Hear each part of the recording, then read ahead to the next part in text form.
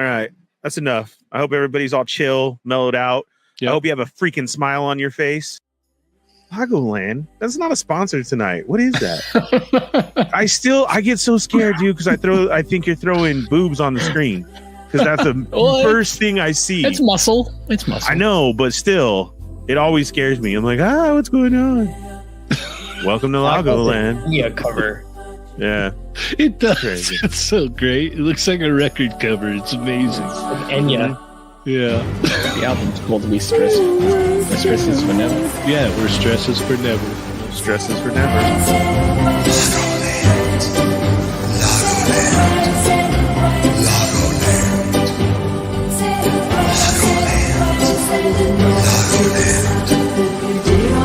So, like, I was like, Lago, the living planet.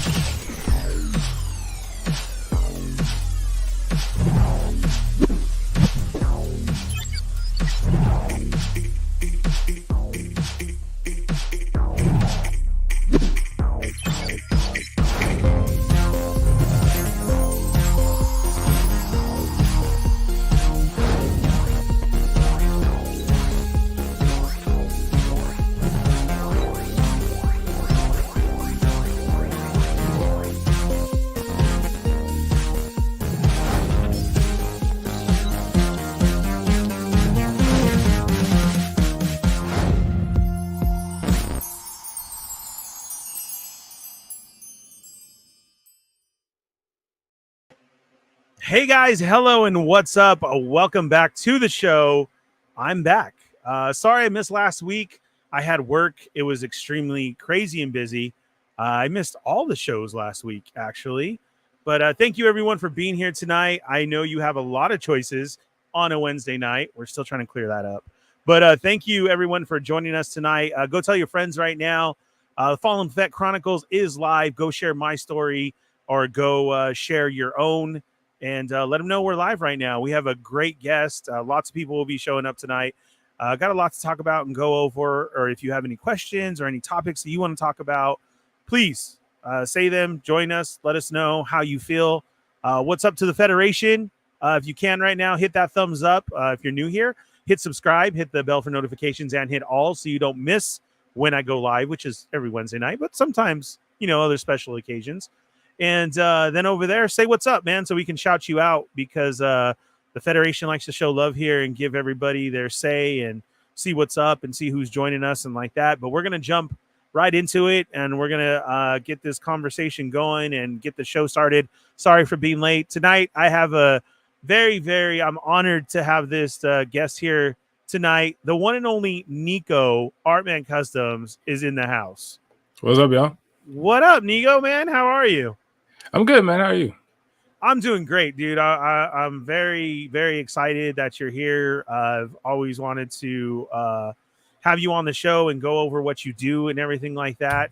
Your stuff out there is just amazing, man. Like, I love all the customs that you do and the work that you put into it. And as we were rapping before and everything, that love shows through of what you do. Like, it's amazing. So for those who don't know who you are, say what's up to the Federation and give yourself a whole little introduction there. Oh, okay. Yeah, I'm NICO. I go by Artman, and I've been customizing for the majority of my life at this point, more than half. I mean, I think back in 2010, I did my first custom. It was folk art paint and stuff like that, but and like Sharpie. But I caught the bug, and I never stopped all the way through. Like every year I was customizing, playing with toys, never stopped collecting, never like tried to be cool and oh, I don't mess with toys Put it anymore. away. Like, Yeah. yeah, no, I just was always like, nah, toys are cool, and I would do that. And during the, like the last years of high school, I really like, I set up my account and was like, hey, let me try and like do this. Let me be, the toy guy or whatever. Let me post my customs, because I was doing them anyways. I was making them, and I just didn't have somewhere to like post pictures. So I was like, okay, let me make a separate account for it.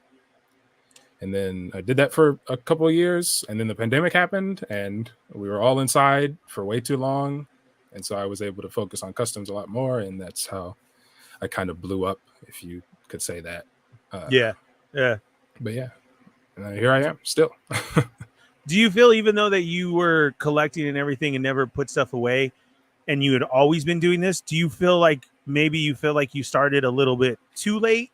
Or do you feel like you were right there? Like you said, like blowing up during the pandemic? Or do you feel like, no, I think my way was good. I wrote it out, Yeah, I definitely think like, the way I got here is like the way I got here, like it was the right way. I do kind of think like I was just pulling down. This was the first custom I ever did. It was this. Oh, that's awesome that you have it right by you. Yeah, I keep it like all of my early stuff and like my first attempts at things. Like I keep next to me just as like a. Yeah. Oh yeah, this is where I started, But have you ever felt like you wanted to revisit that? I did actually. I think it was the 10, like a few years back when it was like my 10-year anniversary. I called it. I couldn't exactly like trace back the day or whatever. Yeah, I knew like this was my first custom, and I knew when this episode came out. Yeah, and obviously I would have been like, oh, that's cool. I want to make that when I was like 9 or whatever. And so I just called it that. That was the anniversary. That's super cool. I did revisit it because it was easy, because they did the Dark Surfer Marvel Legend anyways, and so I just had to paint the eyes and give him a gauntlet and the sword. So yeah, that was a lot of fun. But in terms of like my journey, I definitely think like writing it out, just keeping it going. Like I could have started earlier, but like my skills just weren't anywhere really good earlier.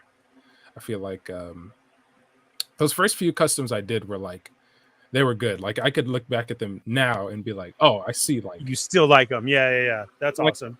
Like I did an X-Force Wolverine, and I look back at that and I'm like, this is just as good as like the Marvel Legend and the thing I used afterwards. Like I still there's some other ones where I look like, I had an idea, but I wasn't quite ready. But yeah, just continuing. And then once I got to the pandemic, or once the pandemic got to us, I guess, I really kind of was confident in what I was able to do.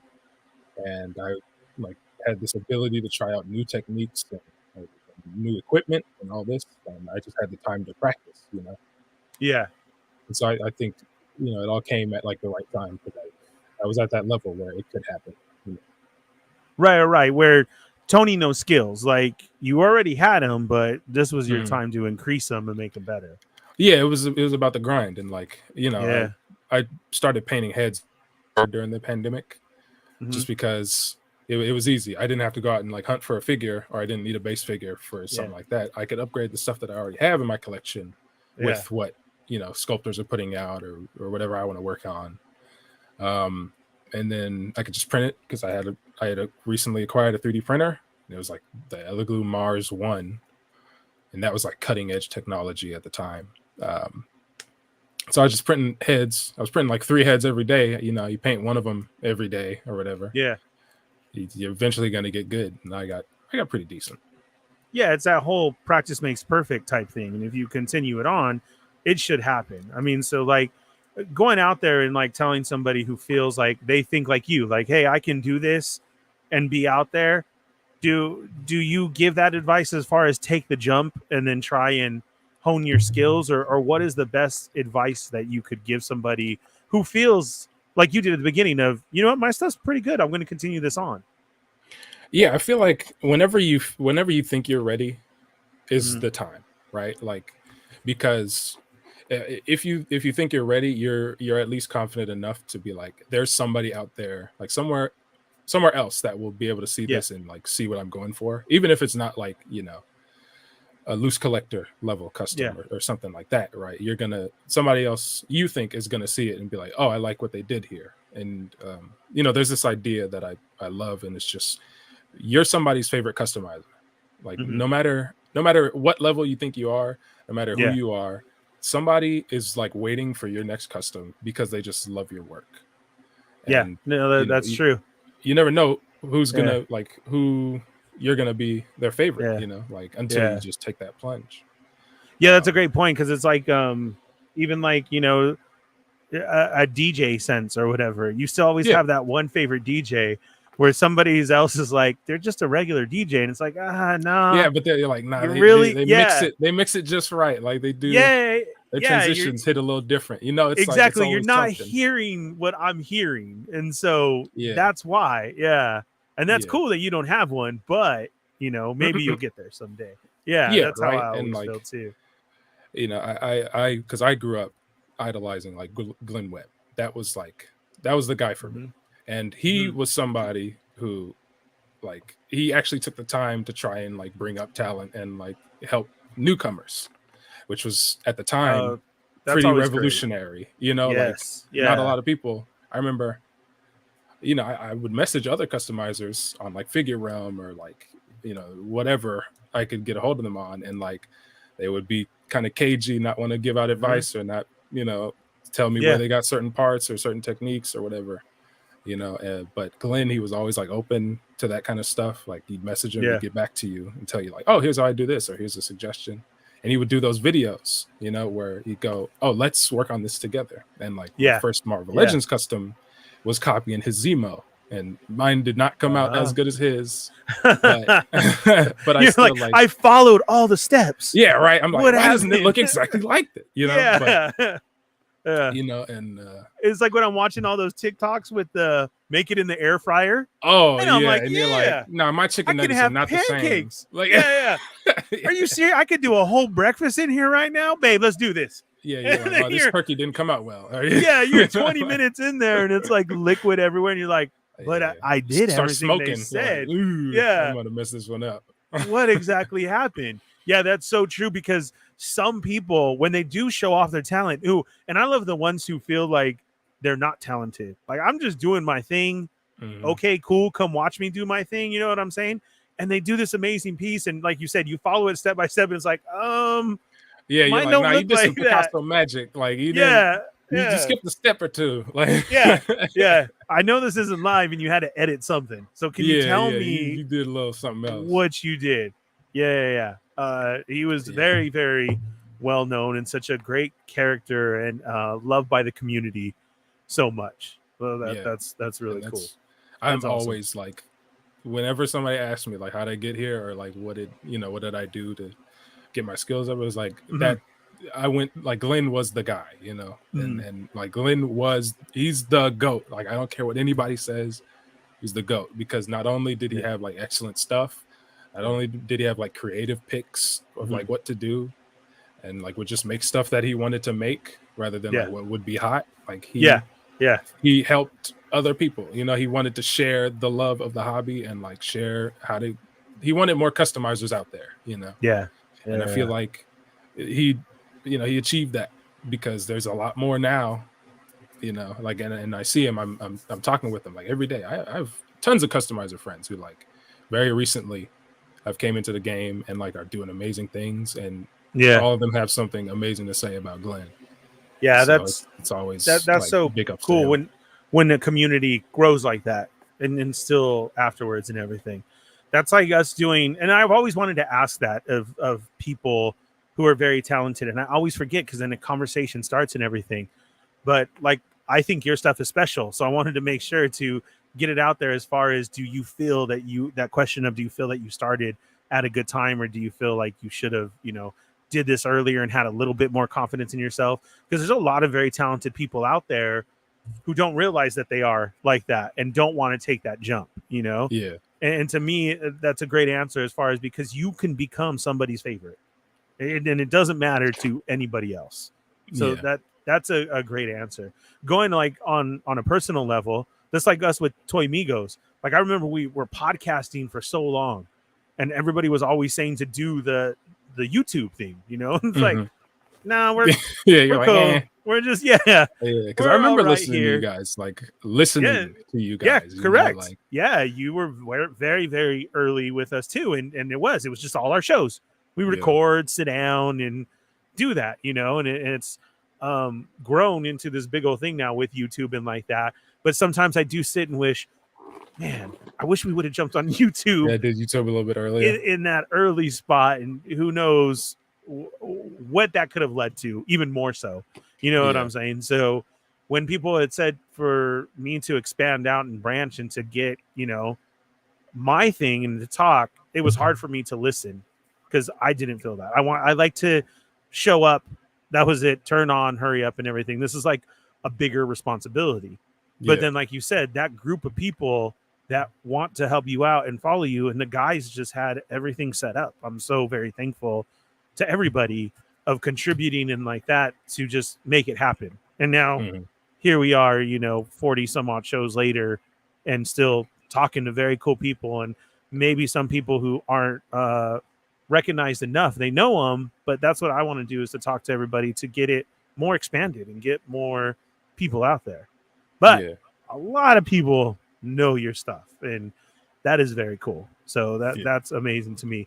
So real quick before we get into more, I do want to say what's up to the Federation, because we got a lot of people checking in right now. We got Matt Logic 44 is here. Loki, what's up? We got Winger Lose. Marvel Kicks is in the house. Welcome. Nick's Figs has to come back later. Thanks for checking though. Emma's here. What's up, Emma? Hi. We got Uncanny Sculpts. What's up? How are you? Make sure you go check out this month's hits for Uncanny Sculpts. Santo 1414. We got Fatino 93 is here, representing the Tuesday crew. We also got RMD Collective. What's up, RMD? It is almost Comic-Con. We are right around the corner from Comic-Con. Felipe is in the house. What's up? Low-key, I'm going to get copyrighted for the Lago thing. I don't know. We'll see. Oh, look at Swedish Fish is there. My favorite gummies right now on my gummy kick are these weird flavored Lifesaver ones. I found them at Walgreens, and they were on sale, and so I tried them. They're like, I don't know, it says tropical or something. The tropical flavor ones. Yeah, in a bag. Oh my god, it's my jam right now. I'm like, I need some more. Those are so good. Yeah. Lifesavers are the gummy Lifesavers. Those are elite. I'm not gonna hold. Yeah, they were good, and they were on sale at Walgreens, so that was even better. Yeah, that makes it better when I went some candy on sale. Yeah, and it's not like super stale. Oh my goodness, dude! I went back because I was like, "Oh my god, these are so good!" And I went back, and it was like almost almost $5 a bag. And I was like, "Whoa!" It wasn't like this last time. Yeah, they're really good, but maybe you put the price wrong. Yeah. We did that with because after Easter they be having the Easter candy on sale. Yep. Oh my, I went ham on them little Reese's eggs. Yes, like I got a grip of those bags because it was like $1.50 for like a bag. Ooh, you got a good one. Yeah, so I got I cleared out the whole aisle, and then once I ran out, I was like, damn. Yeah, I want to go back, and it's like $10 or whatever. I get fat boy pissed when you go after and you're expecting it to be that $1.50, and they only do what like $1 off, like 20%. Yeah, like $1 off basically. It's like. That ain't the sale. It's after Easter. This is all supposed to be $1. Like, why are you still trying to get me for $4? Yeah. That's fine. I'll let them sit here. You go back. Yeah. You keep looking, and it's still only that. You had to wait that 4 days. What's up, Dark Clueless? I'm like, you guys are wrong for that. Eric's in the house. Cap lives. What's up? Let's see. A lot of choices to watch, but couldn't miss this amazing guest. Exactly. What's up, Grumps? Welcome to the show. I want my say. Let's see, Felipe. No way, homies. Spidey's just shipped. Oh, really? Nice. I'm jealous. Mine hasn't shipped. I don't have any of those. Hasbro hating on me. They don't want me to have it because they know I'm gonna make head scopes. Who else? We got Chamba's here. What's up, Chamba? Thanks for being here. Marvel Kicks was saying again. Cap lives. You're saying you're sharing the same origin. Nice. Yeah, Chamba does want to let everybody know that Figure Arts Indiana Jones goes up for pre-order. All right, there we go. Thank you, Chamba. I like that one. but I've also heard somebody say they're good with the Hasbro one. I haven't even seen a Hasbro one on the show. The Hasbro ones, they do look good. Now that you say that, I almost said the same thing too. Yeah, and right. It hit me when you said that. I'm like, oh, what are they called? What are they called? I don't know. Everything has a series. So what's the Indiana Jones one? I've never seen one out in the wild, so I don't know. I didn't pre-order. I didn't anything, and now they're like double on Amazon. I think they're like $49.99 on Amazon, and I was like, I'll wait. It's messy. I haven't seen a single one out in the wild. So there was one that Shop Disney did an exclusive of, the one with the tower, the rock tower to put the idol on. The idol on, yeah, and it came separate, but they somebody showed a side by side, and I guess that rock basically, and it has less than the $24.99 one, and they were doing that one at $49.99. And I was like, ooh, yeah, that's that. Played themselves on that one. That's not worth a rock pedestal, Yeah. So I don't know. We'll have to see. Uncanny Sculpt still showing the love. Those painting skills are top tier. What's up, Fig Bunker in the house? Yes, you were always first. Speaking of a really great dude, Dario. What's up, Dario? What's up, Dario? And another thing is, be sure and go check out the latest episode of Behind the Lens. As we talk about trying to get out there and share people's talents, or to help out there. Really amazing show that Dario has put together and is doing. So much love to Dario. Check that out. The brand new episode is up on Toymigos right now. Let's see. I just sorted through all the live streams just to get my fellow Fettsters. That's right. Thank you. Everybody showing Glenn the love. What were you saying? Was it Cap that you were saying? Oh yeah, me and Cap. I think about Cap as like alternate universe me, because obviously I'm the original. But he's me if I went like the ACBA route. And like I tried it for a little bit, but I was like, I gotta pick between customs and like photography, and I went customs. But like I remember seeing like Cap all the time because I was in the ACBA group, never posted a picture, and I'd be on the podcast, like I'd be watching a podcast all the time, and I'd always see him, and like he's parallel universe NICO. Yeah, it's totally just there. You have that side of it. I can't, and that's my thing too with pictures and everything.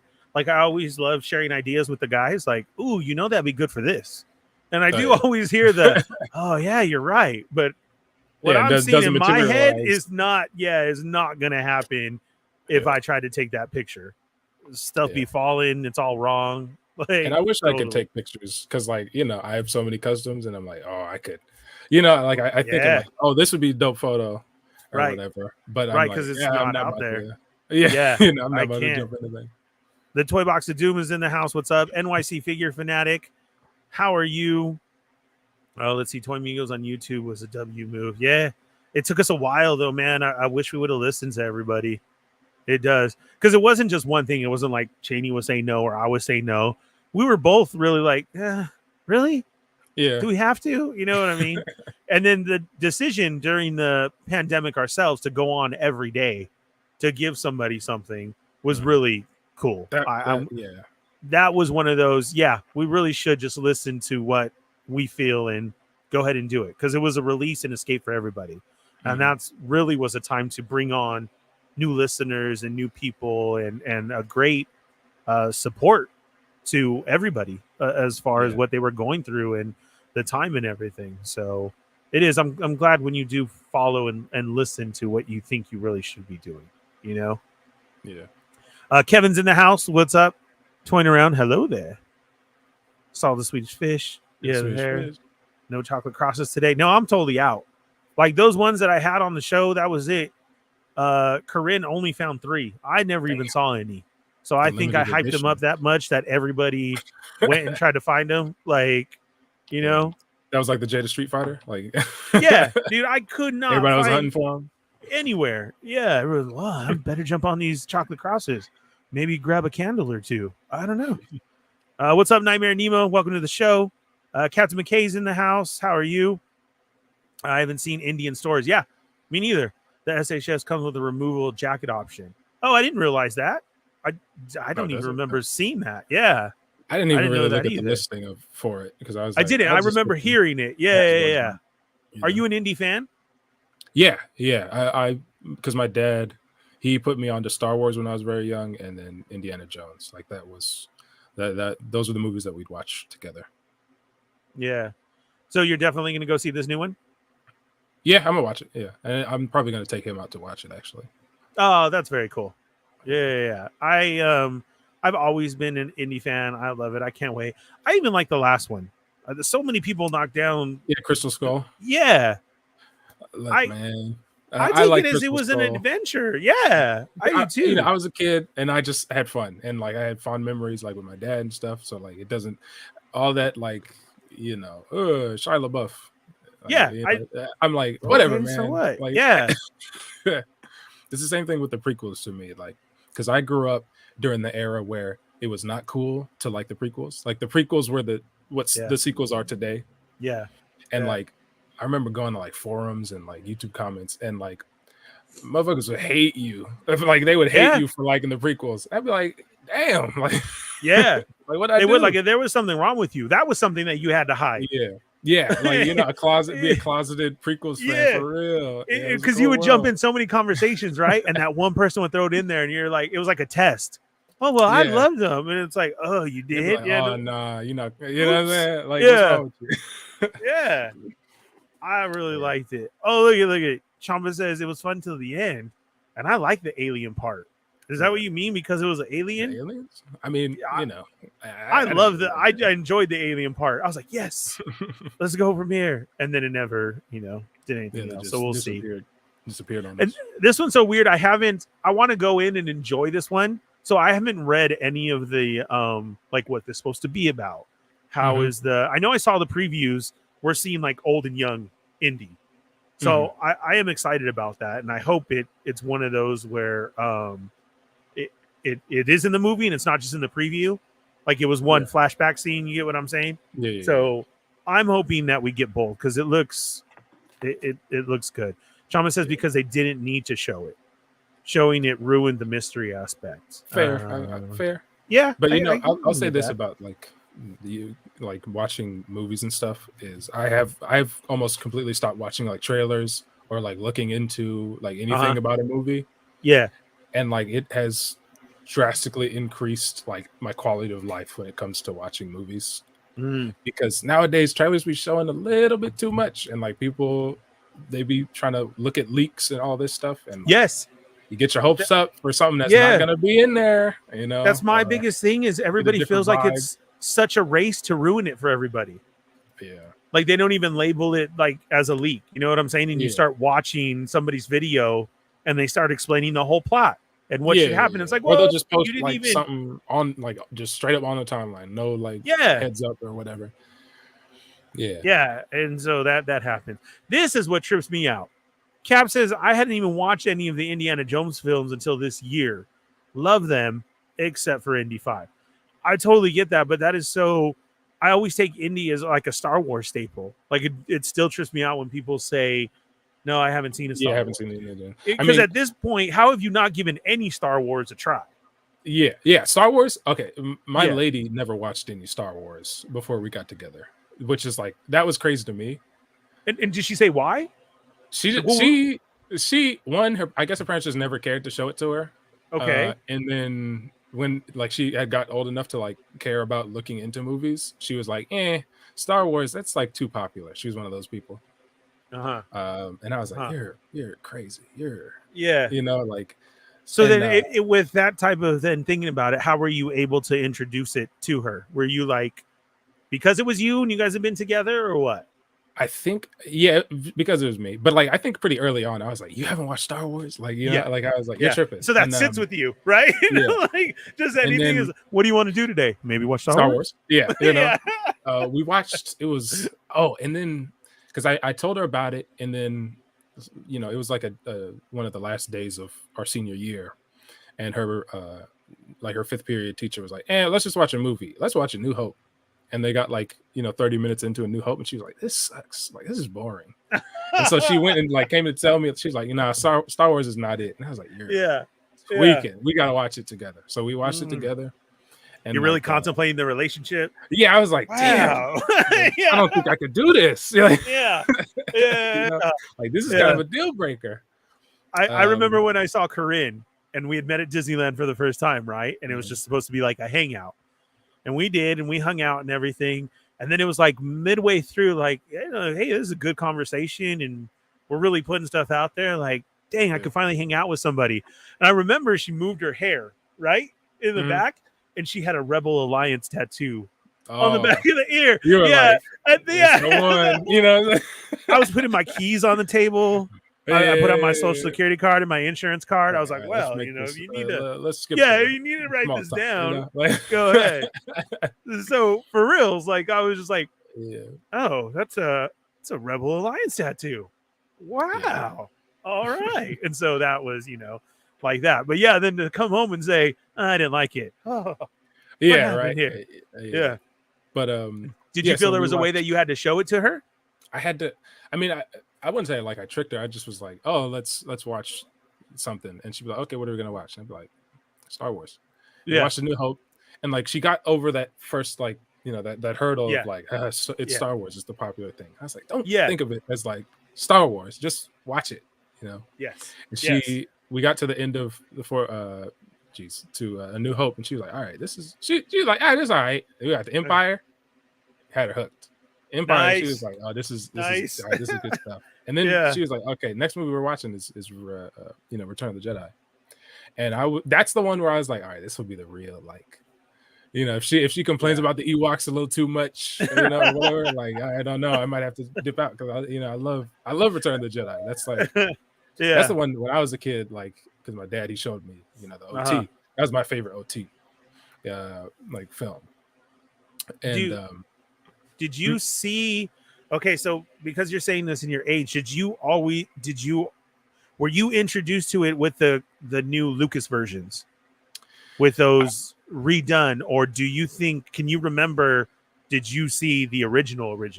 I can't even remember. One of my earliest memories is being homesick from like preschool or kindergarten or whatever, and my mom playing Empire. Like on a VHS, like, you know what I'm saying? Okay, so then you probably saw an original then. Yeah, and it was the because I'm for those that don't know, I'm 22, so I was born in 2001.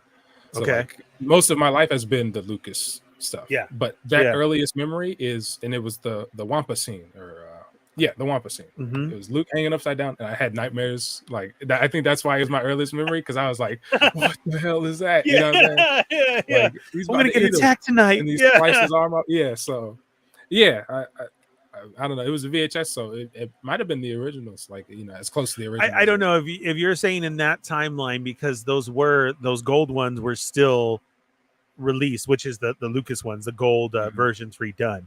So it's very hard to say. Either way, I'm still glad you fell in love with it and the parents introduced you that way. So that's really cool. But it's a question that I always like to ask of that, because I remember, when we asked Kevin and Yoko that. Speaking of Yoko, hi Yoko, welcome to the show. I hope you guys had a good show. And then where it was like a realization of they haven't seen original. And then chat starts coming in like, well, what are you talking about? Oh my God, it's so true. There's this list that's out there that only knows that redone version and everything. So that's crazy. That's one thing that was really interesting about like showing it to my lady, is because like I'd show her what was on Disney Plus, which is like the most recent edited versions with the McClunky, like all that. McClunky. We have that's one of our favorite things. But yeah, so like she had no context for like the unedited versions. And even though like throughout the years I've seen the edited versions like more and more, there's still things where I'm like, I don't remember that like back, or like I like the walking by or just in the background and stuff. Like, a lot of that stuff. But and I have like the despecialized like editions. I have like those on Blu-ray. Like we had them converted in like everything, but like so like eventually I'm gonna show them to her, just to be like, hey, look, this is you remember that wasn't there. And see, when I remember those ones and people say, oh my God, it was like kind of dorky, or really this is the movie you love, I can kind of get it, But yes, Mhm. I did fall in love with it, and it was something. So when we Yeah. got those prequels, and so many people grew up on it, like you're saying, like that, that's a Yeah. staple, and that was very fun and like that. I think that a lot of that came from those OG ones who just didn't give it a chance. It was so much different. Yeah. But you're right. Now, if you're introduced to like that Disney Plus way, like that is a good way because the upscale of doing them and everything, and they kind of look the same. Because when you throw one of those originals in and you're trying to show it to somebody for the first time, they're like, Yeah, they'd be "What are we squinting a little bit. watching?" They're like, huh? Yeah. Yeah. Yeah, It's grainy. yeah. You know? Yeah. Yeah, what is this? Fan Again Collectibles, what's up? I have the CBS VHS tapes. Yeah, that's something I got rid of that I wish I didn't. It was called the I don't know if you've ever seen this, Nico, the Gone with the Wind cover of Empire. Do you know what that is? I don't think I've ever seen that. Okay, so there's the old movie Gone with the Wind, like had a specific poster and everything, with like them, the heads like tilted back, like if he was going to kiss her and everything like that. Well, they kind of mimic it in an Empire poster. Somebody did that, and it's Han and Leia in that, and they call it the Gone with the Wind cover. And there is some old CBS VHS tapes that had it. I had one of those, an original one, and unfortunately, I don't know why, but I got rid of it, and I was like, why'd I do that? I should have kept it, Yeah. Well, Do you? we had the original, like those VHS tapes that I watched as a kid, like those were like stripped by the time, like it's like we watched it so much, they're just evaporated, like they're gone. So those first ones, getting a VCR was straight that. Speaking of CBS, was recording it from Channel 2. So having it with the commercials and everything, and to run and go hit fast forward and then go back and sit down, and watch it. And those tapes, they get destroyed, and so much to the point if you tried fixing it with that piece of tape. Oh yeah. And then Blaine so jumps. Yeah. Well, look, the Wampa's gonna attack him, and then he's his arm is gone already. Yeah. It's like, damn. What happened? Oh, I know what happened, but it's all right. Yeah. Yeah. Yeah. Yeah, you're making me want to go back and watch it all again. It's so worth it. It is. Yeah, like that, like you're saying, when you see those different clips of what they added or everything, somebody said, like Cap said, some are good, some aren't. Those changes, it really is, but it is. The Lucasfilm remaster versions were the ones I had. The Black Vader, Stormtrooper, Yoda, half face. Okay, yeah, I remember those. I had those too. They were the last remasters before the special editions, believe. So I had those. I think the last ones I ever had was that gold box. It was gold and it was like embossed on the front with that iconic, Luke holding up the saber and Leia at his legs. Yeah. And I know you like Star Wars and everything too. Do you have a lot of Star Wars customs that you've done that you felt the need that you had to do? Because I know that's where a lot of yours come from. Is it has to be something you were interested in.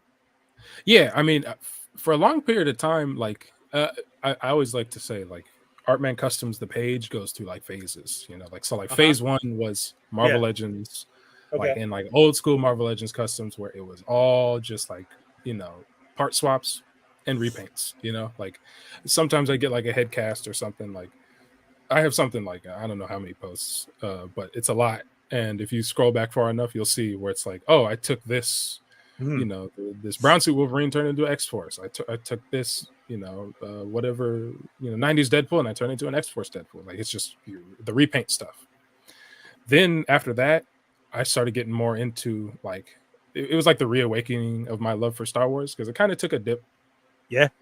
I was like, I everybody goes through that. Yeah. Yeah. it all comes in waves. But then I got back into like the Star Wars stuff, and I was a member of there's a Facebook group, I think it's called 112 Galaxy at the time. And I would do like a ton of Star Wars customs. I'd do a lot of them, and that's what Artman Customs like predominantly became. And so it went from like Marvel Legends stuff to Black Series stuff, like mainly.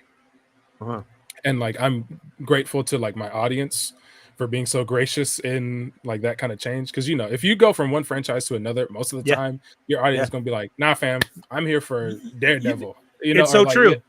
And they'll like, those be like, I'll be back when you get good, or those ones who have been with you and compliment you so much, and they're like, why are you doing Star Wars? Yeah, right. And you'd be like, damn, I right. thought you was gay. Yeah, you know? exactly. I was like, well, I'm sorry. I do love it. Yeah, Really? but Yeah. like, you know, it's for the most part like rocked with it. Obviously, it wouldn't get as much likes, you know, the Star Wars stuff because I built it on like Marvel Legends, but you know, like the people stuck around,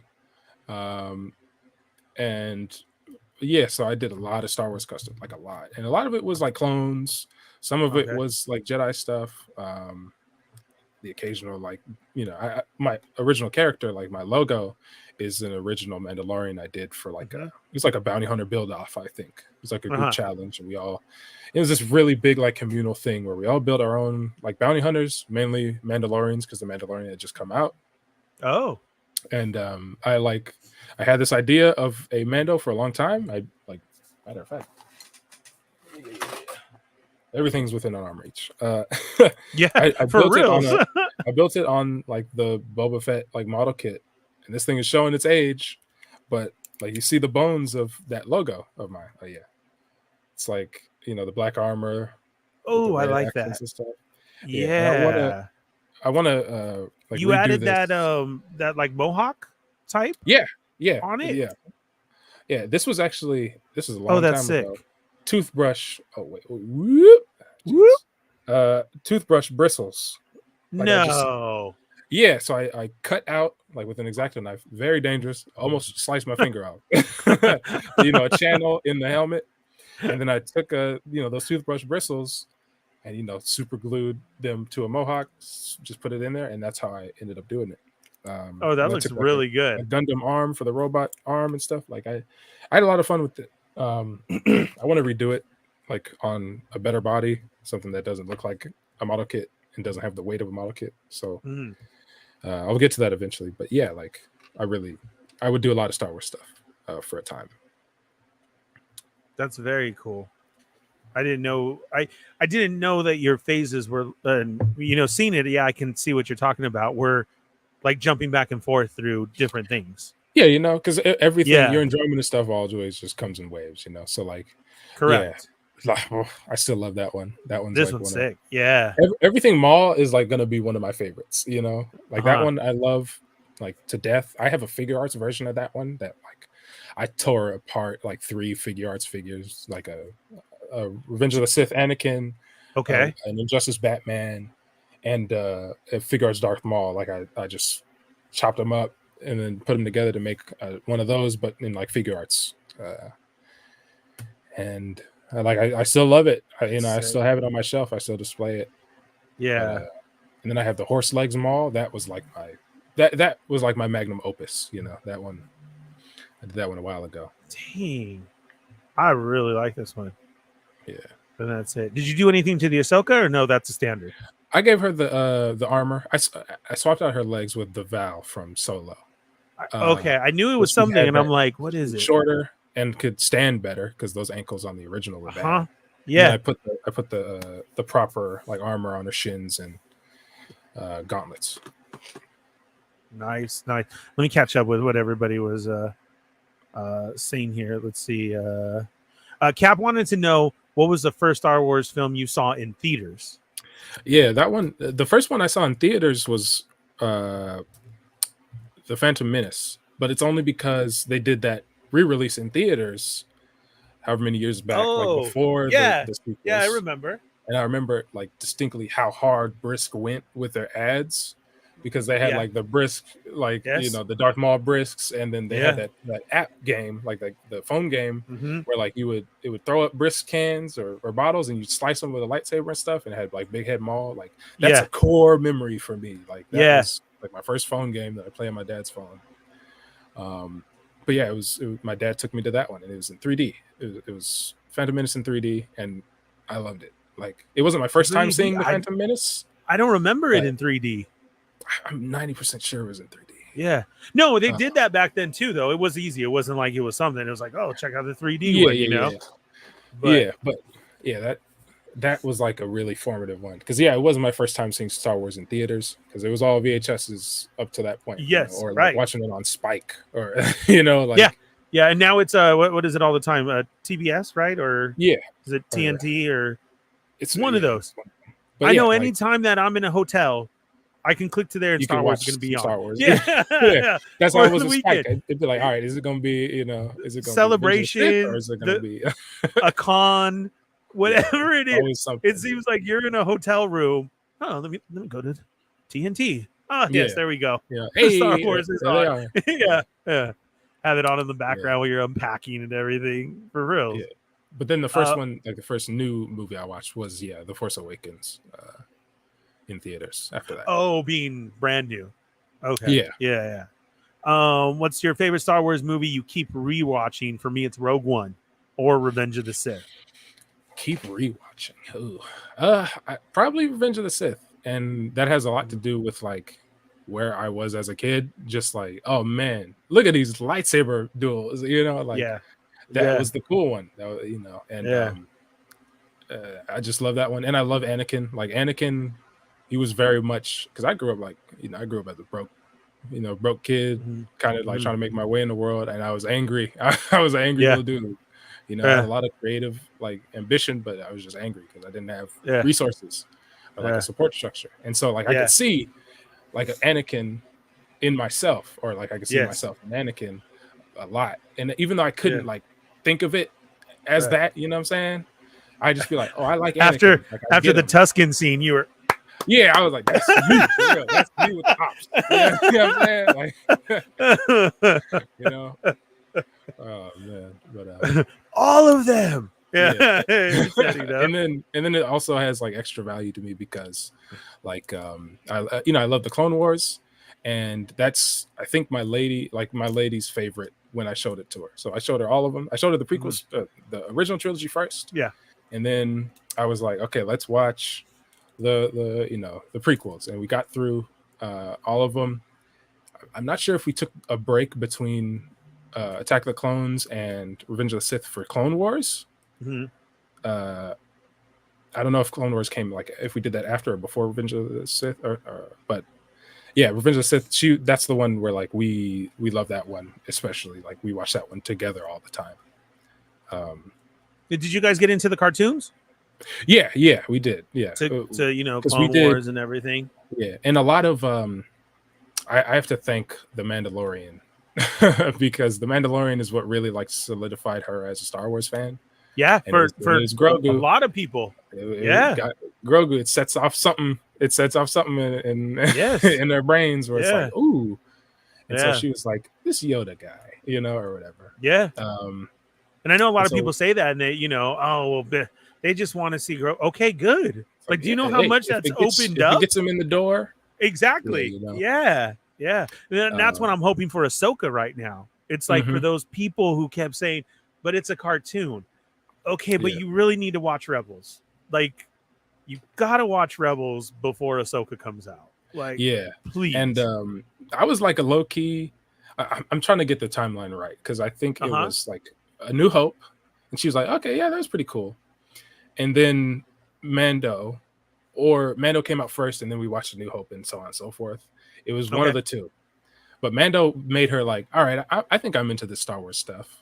Like, and she was like, I want to know what's up with this baby. Like, who that? That's what I was going to say. Want to know more. Or who's this guy that came in? And I'm like, oh, you don't know. And so, but it gave me an excuse to be like, you got to watch Clone Wars. And then you got to watch, you got to watch everything. I was a low-key Rebels hater because I had loved Clone Wars so much. And then when they got rid of, when they went away from Cartoon Network, started doing Disney stuff, and I watched Rebels. I watched it like that first season, and I just was like, this ain't hitting the same. And I kind of fell off. I fell off. But then, and I can understand that because, like you said, your timeline of growing up. Yeah. So that could be there. Yeah.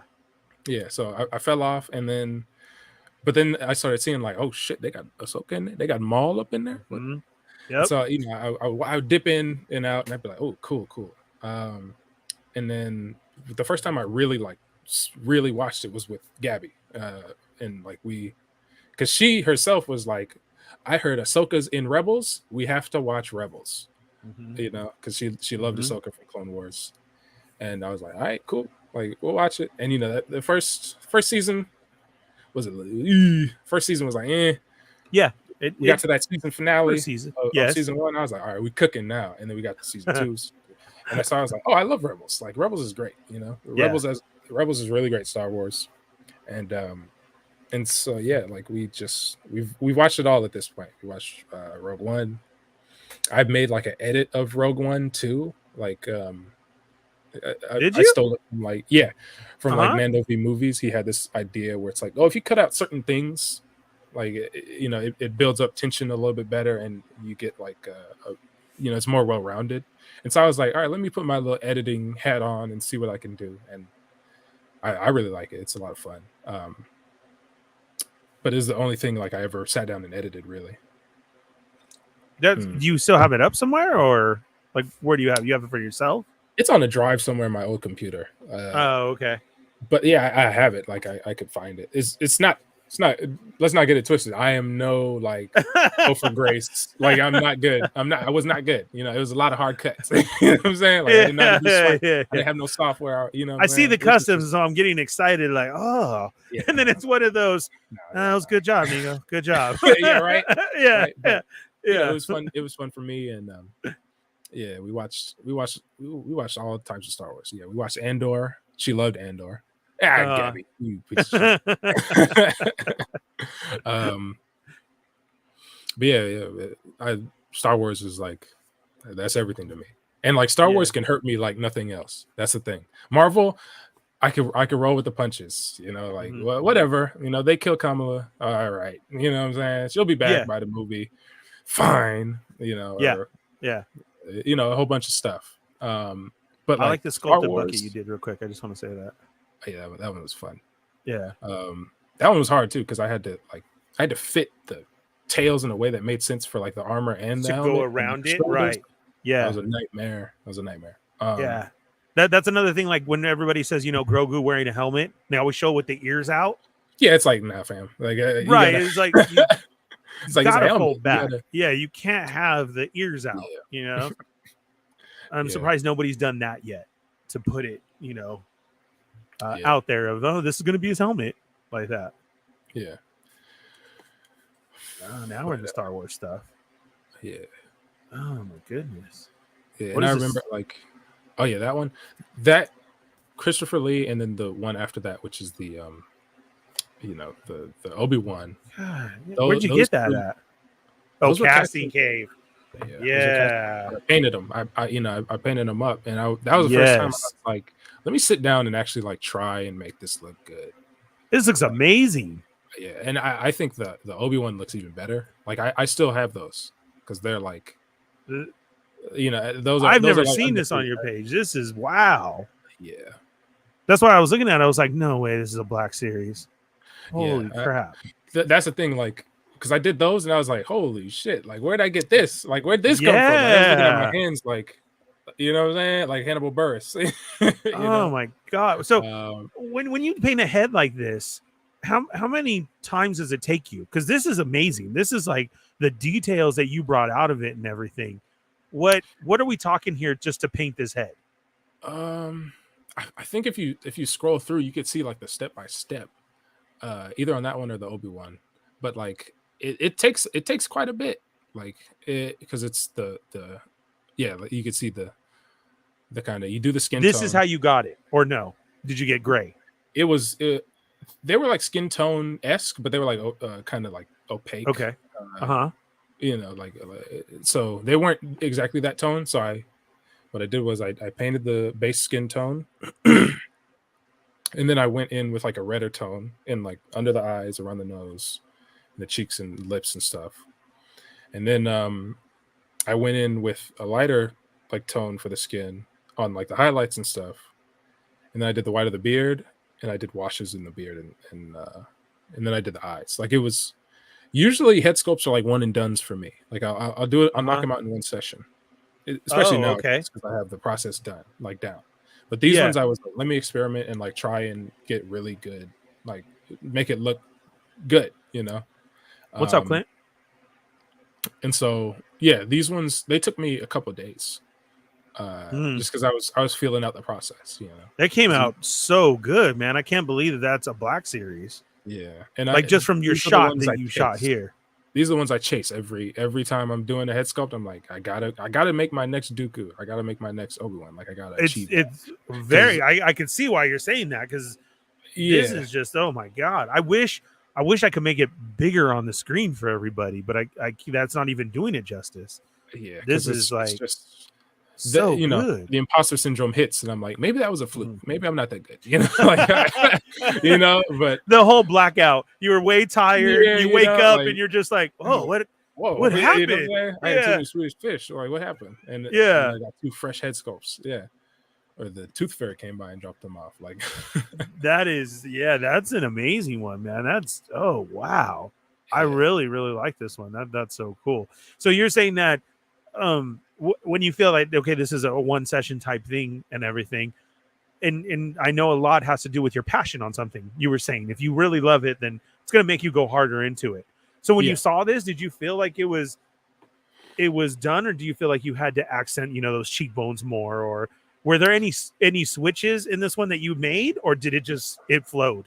once it was just it flowed from, you know, like the first step, you know, and I got to the point where like it was time to do the eyes, and because I always do the eyes last. That's always like you know, when I do head sculpts, like I do the eyes last, because that's what will bring it all together. You'll look at a head sculpt and you'll be like, nah, this ain't looking like them, and you'll finish up the eyes and you go, no, that's perfect. And Oh, that's what really does it. Yeah, but that's also where you Okay. get messed up, because eyes are notoriously like the hardest part of doing a head sculpt. That's why a lot of people don't want to do them, or that's why I give you a discount if it's like, you know, if it's a commission and I really want to do it, and it's like, oh, I don't have to do pupils, or like, you know, like if I could just have whited out eyes, Yeah. anything where it's like I could just have whited out eyes, it's Yeah. like, oh, I'll knock off like $5-10 off of that, because it makes it so much easier. But yeah, like, you know, you do the eyes and it all comes together, or it all falls apart. And So it's the hardest for you. Has there been a time where you get that right one just perfect and the left just every keeps time, not coming out? every time. Yeah. There's not a single time where I've like done it, like, you know, I've done the right and I go, Yeah. okay, cool, and I do the left, I'm like, all right, I'm done. Like it's always the right one could be a little bit bigger or a little bit more round. Oh, damn, now I overcorrected, now I gotta make the left one, you know, and like, I'll restart. Yeah. And I'll just white out the eyes again and redo them. Like that happens more times than I can count. It happens every time. But you know, eventually you get it. You know. Yeah. Jesse had a question real quick. Did you watch Andor? And then my Yeah, we question watched- is, did you we like watched it? Andor. I loved Andor. Yeah. A lot of people were like, "Oh, it's too slow," you know, not enough, not Star Wars enough, or whatever. Yeah, that's what I was gonna say. It's a very different Star Wars, Yeah. but God, I enjoyed the heck But out of I it. think of like, you know how people say like anime isn't a genre, it's a medium. Mhm. I feel the same way with Star Wars. Like Star Wars is a medium. You can have all types of different genres. Mhm. Like within Star Wars, right? So like we could have those Yes. like hardboiled detective narratives, like in Clone Wars. Me growing up with Clone Wars has a lot to do with that, because we'll have the like hardboiled detective like type of episode, and then we'll just have the Oh, yeah. action episode, or we'll have like the somber like emotional episode. Like it's, you know, you'll go through the gamut. So I loved Andor. My lady loved Andor. It was just great. I don't know what to say, you know, for people out there that didn't like it. You know, I wish you did. You know, I don't like for anybody to not enjoy things. And I Yeah. especially don't like to hear that people Yeah. don't enjoy things when I say The I enjoy something. downplay on it. Well, that's like me Yeah. with Book of Boba Fett. Like I try so much to convince people of like that, and I see it as it's another good. To me, as I say all the time, it's important. I Mm-hmm. feel that Book of Boba Fett's important for the storyline. You know what I'm saying? Like, I get it's not what everybody really hoped and imagined. Okay, It's not what people imagine for Boba Fett, right? correct, but none of our stuff is. You Yeah, know what I'm no- saying? Nobody's ever going to be Expectations are, happy. like the biggest killer of Yeah. enjoyment, you know. That's why I Yeah. don't watch trailers or look at anything. Like going into Across the Spider-Verse with no context was the best thing ever, because I got to be surprised by everything.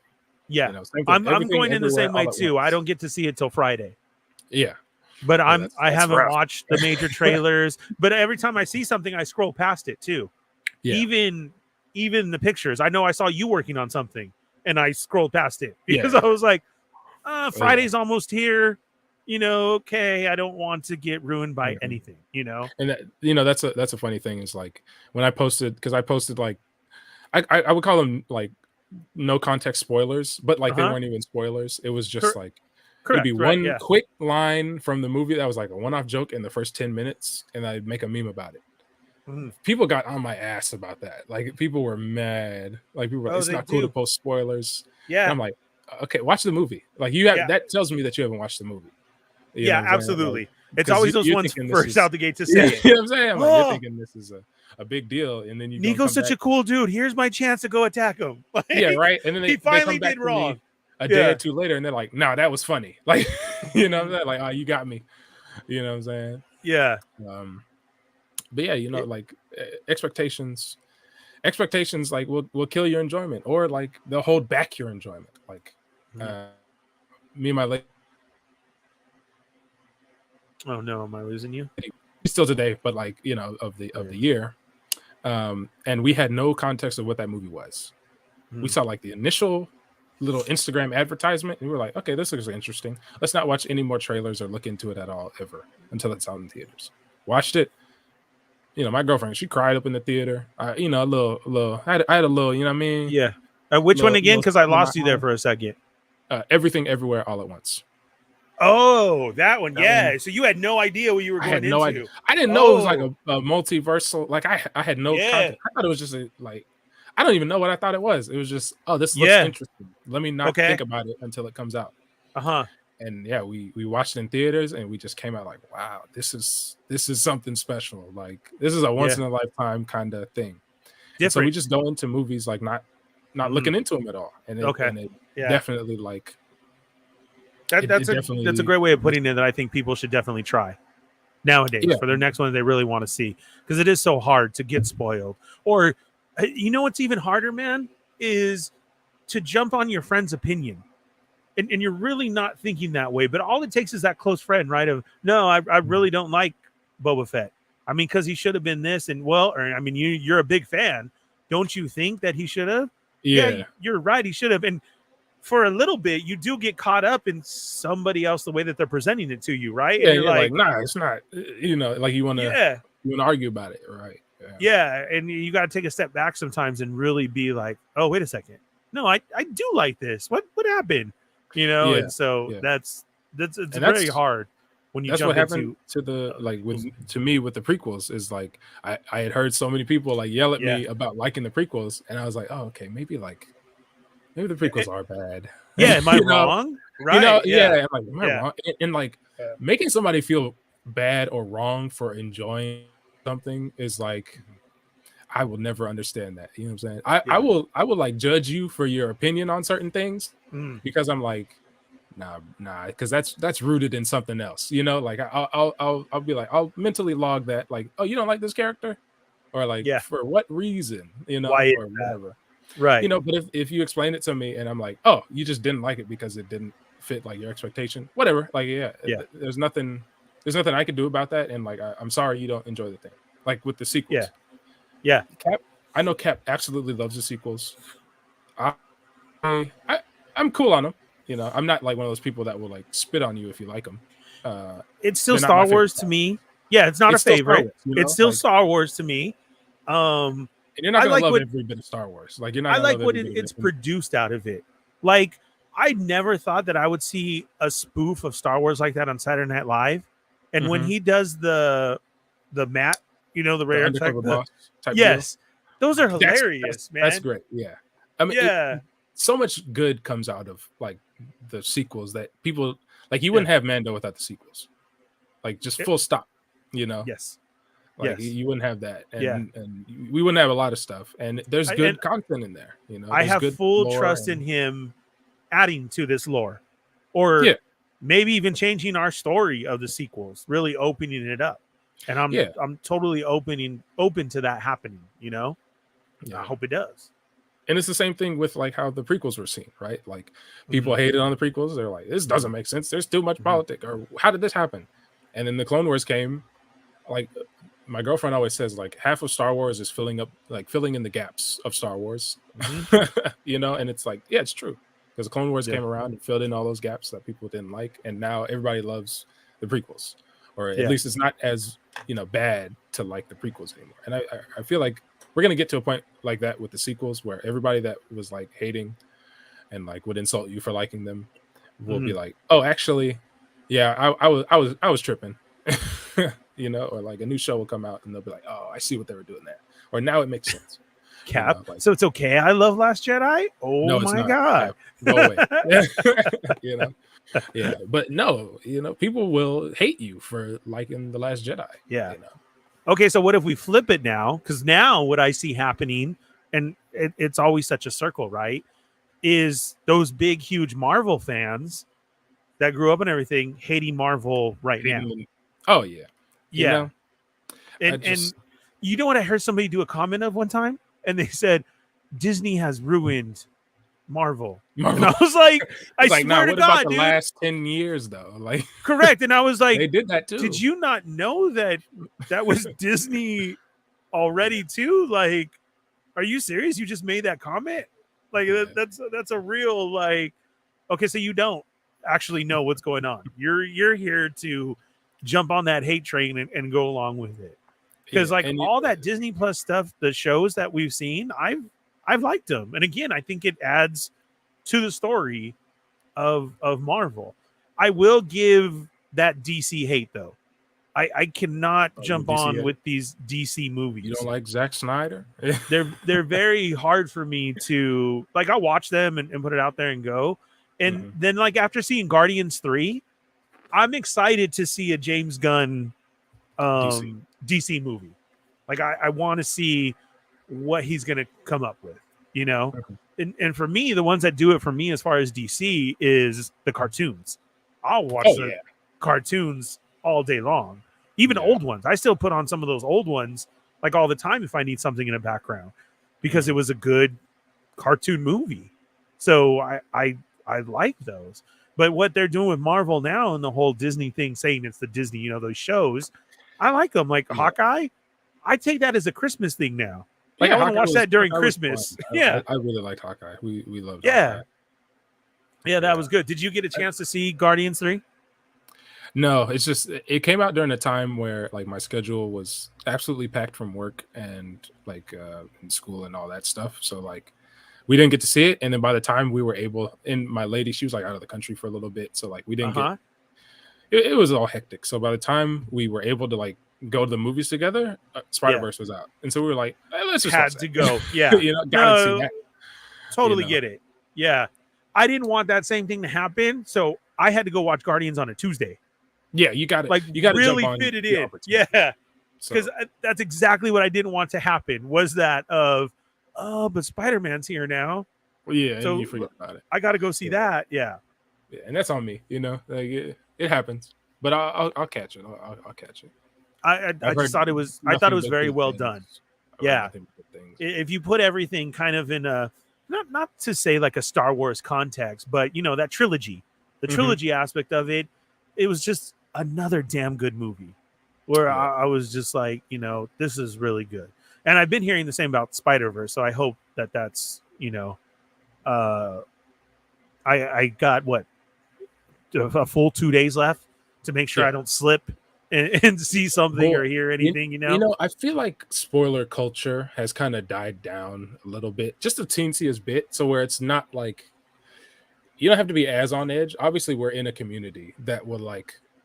Obviously, somebody's gonna come out the movie and want to take like a picture and be like, "Yo, this epic scene from the conclusion," and then you'll be like, "Oh man, come on now," or like somebody will be talking about it. But just like in the wild, kind of on the internet, you don't have to worry about it as much. Man, he is your reverse, huh? Like, how does that happen? Yeah, right. You know what I'm saying? Yeah, you guys are gonna see it on the same day. Just message each other like, "You see Guardians? I just got out." Yeah. Oh, so did I. Yeah, but because I remember, like when The Force Awakens came out, like I was excited for it. Young innocent NICO being so excited to see like a Black Jedi like be the protagonist of The Force Awakens, and see like Finn's story unfold and have him be awesome. But I remember like being hyped for it, and then getting to like the day before, like just the day before I was gonna go see it. And I was in like my friend's like school club picture, like comment section. You know what I'm saying? Like I was gonna type a comment, and the first thing I saw was Han Solo dies in The Force Awakens. Like literally, somebody just posted it up in the comments, and I was like, "Jit tripping! Like this is not no, like, nah, this ain't no way. This is how I got spoiled." And then I'm watching it, and even though like I was like, "Nah, they capping. They can't kill Han." So I put it in the back of my head. I'm like, "Yeah, whatever. Don't think." Yeah.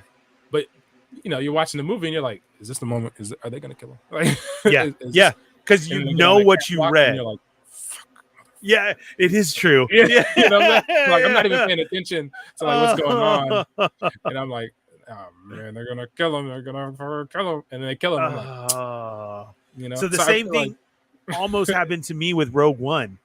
We were outside waiting for it. We were doing a whole event with Sarlacc and everything. We had, we were doing trivia, and people were out there, and Corinne had popped up on something and had actually seen the Vader scene in the hallway and everything, and was looking at me, and I so happened she heard it because somebody posted up as something else. So I was just, and she heard it, and she's like, "No, don't, it's gonna spoil." And I was like, "Yeah." And I was like, "What is going on?" And I remember it, and it was like, I just got spoiled, and I was like, "Oh, are you serious?" It's a cold world. Yeah, it's a cold. It was bad. It was bad back then, man. Now, she said, I remember when it happened, and I'm like, "Oh my god, oh my god!" That whole Vader scene, and then it was right after, and she told me, "This is what I saw outside," and I was like, "Could you imagine knowing about that scene, like going in?" Because you're just sitting there like, that was her. Gonna pop up, like you know what I'm saying? You're like, when? Yeah, yeah, man. I felt that whole scene changes for me so much. Like if you watch Rogue One do that and then start A New Hope right after, it just kind of rolls. Why he's on 10, like he comes in just shooting people, like yes, of course, yeah, because he just watched you leave with the plans, and she's like, I don't know, how you know it was me? Yes, yeah, like it was. I'd be mad too, like what I'm saying. I come in and choke a dude. It was really bad, and to have that one spoiled, like you said, I couldn't believe it. That sucks, because when you're looking at your whole row for everybody's reaction, like, "Oh my god, this is happening," and you turn over and she's just all, yeah, I'm like, you're not feeling it the same. Is there something wrong? Like, what? This is amazing right now. Why aren't you seeing this? Yeah, that's so tough. What's up, J Shot? Rick Jones is here. Jon Snow dying got spoiled. He came back to life though. Yeah. Okay. I have me and my best friend. We watched was it Hobbs and Shaw or something? Yeah. That's if you watch the post-credit scene, Ryan Reynolds' character, he comes in. He's like, he's Ryan Reynoldsing it, and he brings up the fact that Jon Snow and like Daenerys bone. Yeah. And he's like, "Yeah, at least I didn't sleep with my like aunt or whatever, or something like that." Yeah. And that was how my buddy found out about that, because he hadn't seen like that. He was just watching it on Game of Thrones. And he was watching it at the same time. He was watching it. Yes. And so I was like, that's the craziest way to get spoiled. Like you're watching the Hobbs and Shaw movie, like a Fast and the Furious. It was a whole spoil Game of Thrones for you. Yeah. He was like, I've never heard him like so mad before. Like, what the fuck? Like, you know what I'm saying? Like, he yelled out in the theater. God. And that is, I still laugh at that, because that's the greatest spoil story of our time. Like, I can't even be mad. He was mad, but I'm like, I can't be mad if I get spoiled like that. I totally even forgot that happened. I'm a Fast and the Furious. I love Fast and the Furious. Yeah. And I forgot that happened because of how much they always bring back everybody. I forgot that scene even happened. That's right. Like, Ryan Reynolds has been in Fast and the Furious. Where is he at? The timelines is crazy with the Fast and the Furious. Do you like them? I like them. I like them. I like them. I like them all. It's crazy. We've reached a point where it's like, just cross them over with the Transformers at this point. Like, it won't even be. Dude, when I heard that comment, I was like, yeah, just do it. Just do it. Yeah. And then I heard somebody else say, and bring in G.I. Joe. Like, if you had everything. And I was like, okay, all right, yeah. I'm here for it, man. Like, when is this coming out? We already went to space. Like, you know what I'm saying? Just cross over with Star Wars. Like, and the whole thing about when they went to space is them calling themselves out on it.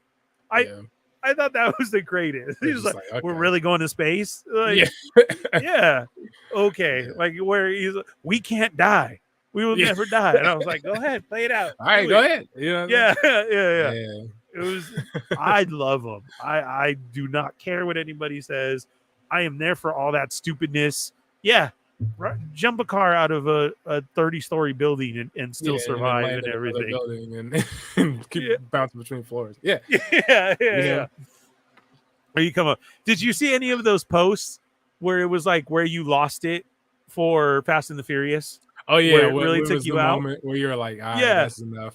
So the one that I was really laughing was the one where they showed it said when Dom stomped a whole car garage. That I saw that one. It was like, And I was like, that's what we doing now. yeah. And I Like- was like, oh yeah, that does happen. Because they were fighting with like what he was fighting with a sawed-off shotgun and like And a then pipe.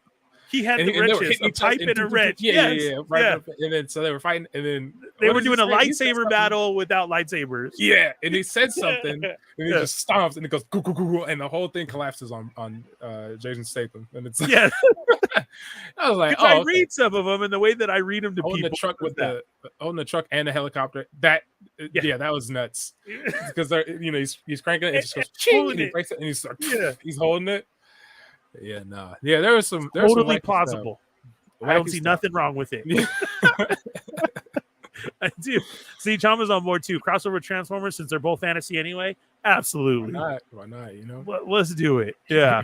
and I can imagine Prime and Toretto And trying to Dom. overtalk each other. yeah, they're trying to have the better speech. Yes. Yeah. You know, Like and one of Prime's them done just with goes, his. All right, let's go. Like, Yeah. And We get it. Dom's like, I know, but it's all about family. Yeah. And then Prime's like, you're right. These Earth people. yeah, these are And they never shut up. But what's his name was in Transformers 2, wasn't he? Huh? Um, Yeah, Tyrese. He was in Yeah. the first one, right? So yeah, Or was that the second one? one He of was in them. one of them. He maybe it was the second one. But wouldn't that be One of funny them. if they played that out? Like, Yeah. he What if they was, just you have know, like the secret agent? secret twin brother? No, Yeah. like Oh, the secret. they run twin! into each other, and it's Oh like my god! this brother looked familiar, you know? Because they brought in John Cena as the brother. Yeah. So right. It's like, yeah, we're we just haven't doing had the whatever. secret twin yet. Oh my god, that would be great, right? Yeah. My goody two shoes brother Yeah, my works for the man. It's like, you Yeah, never told us you had a brother. And it's like, because he, Yeah. you know, like because he's not.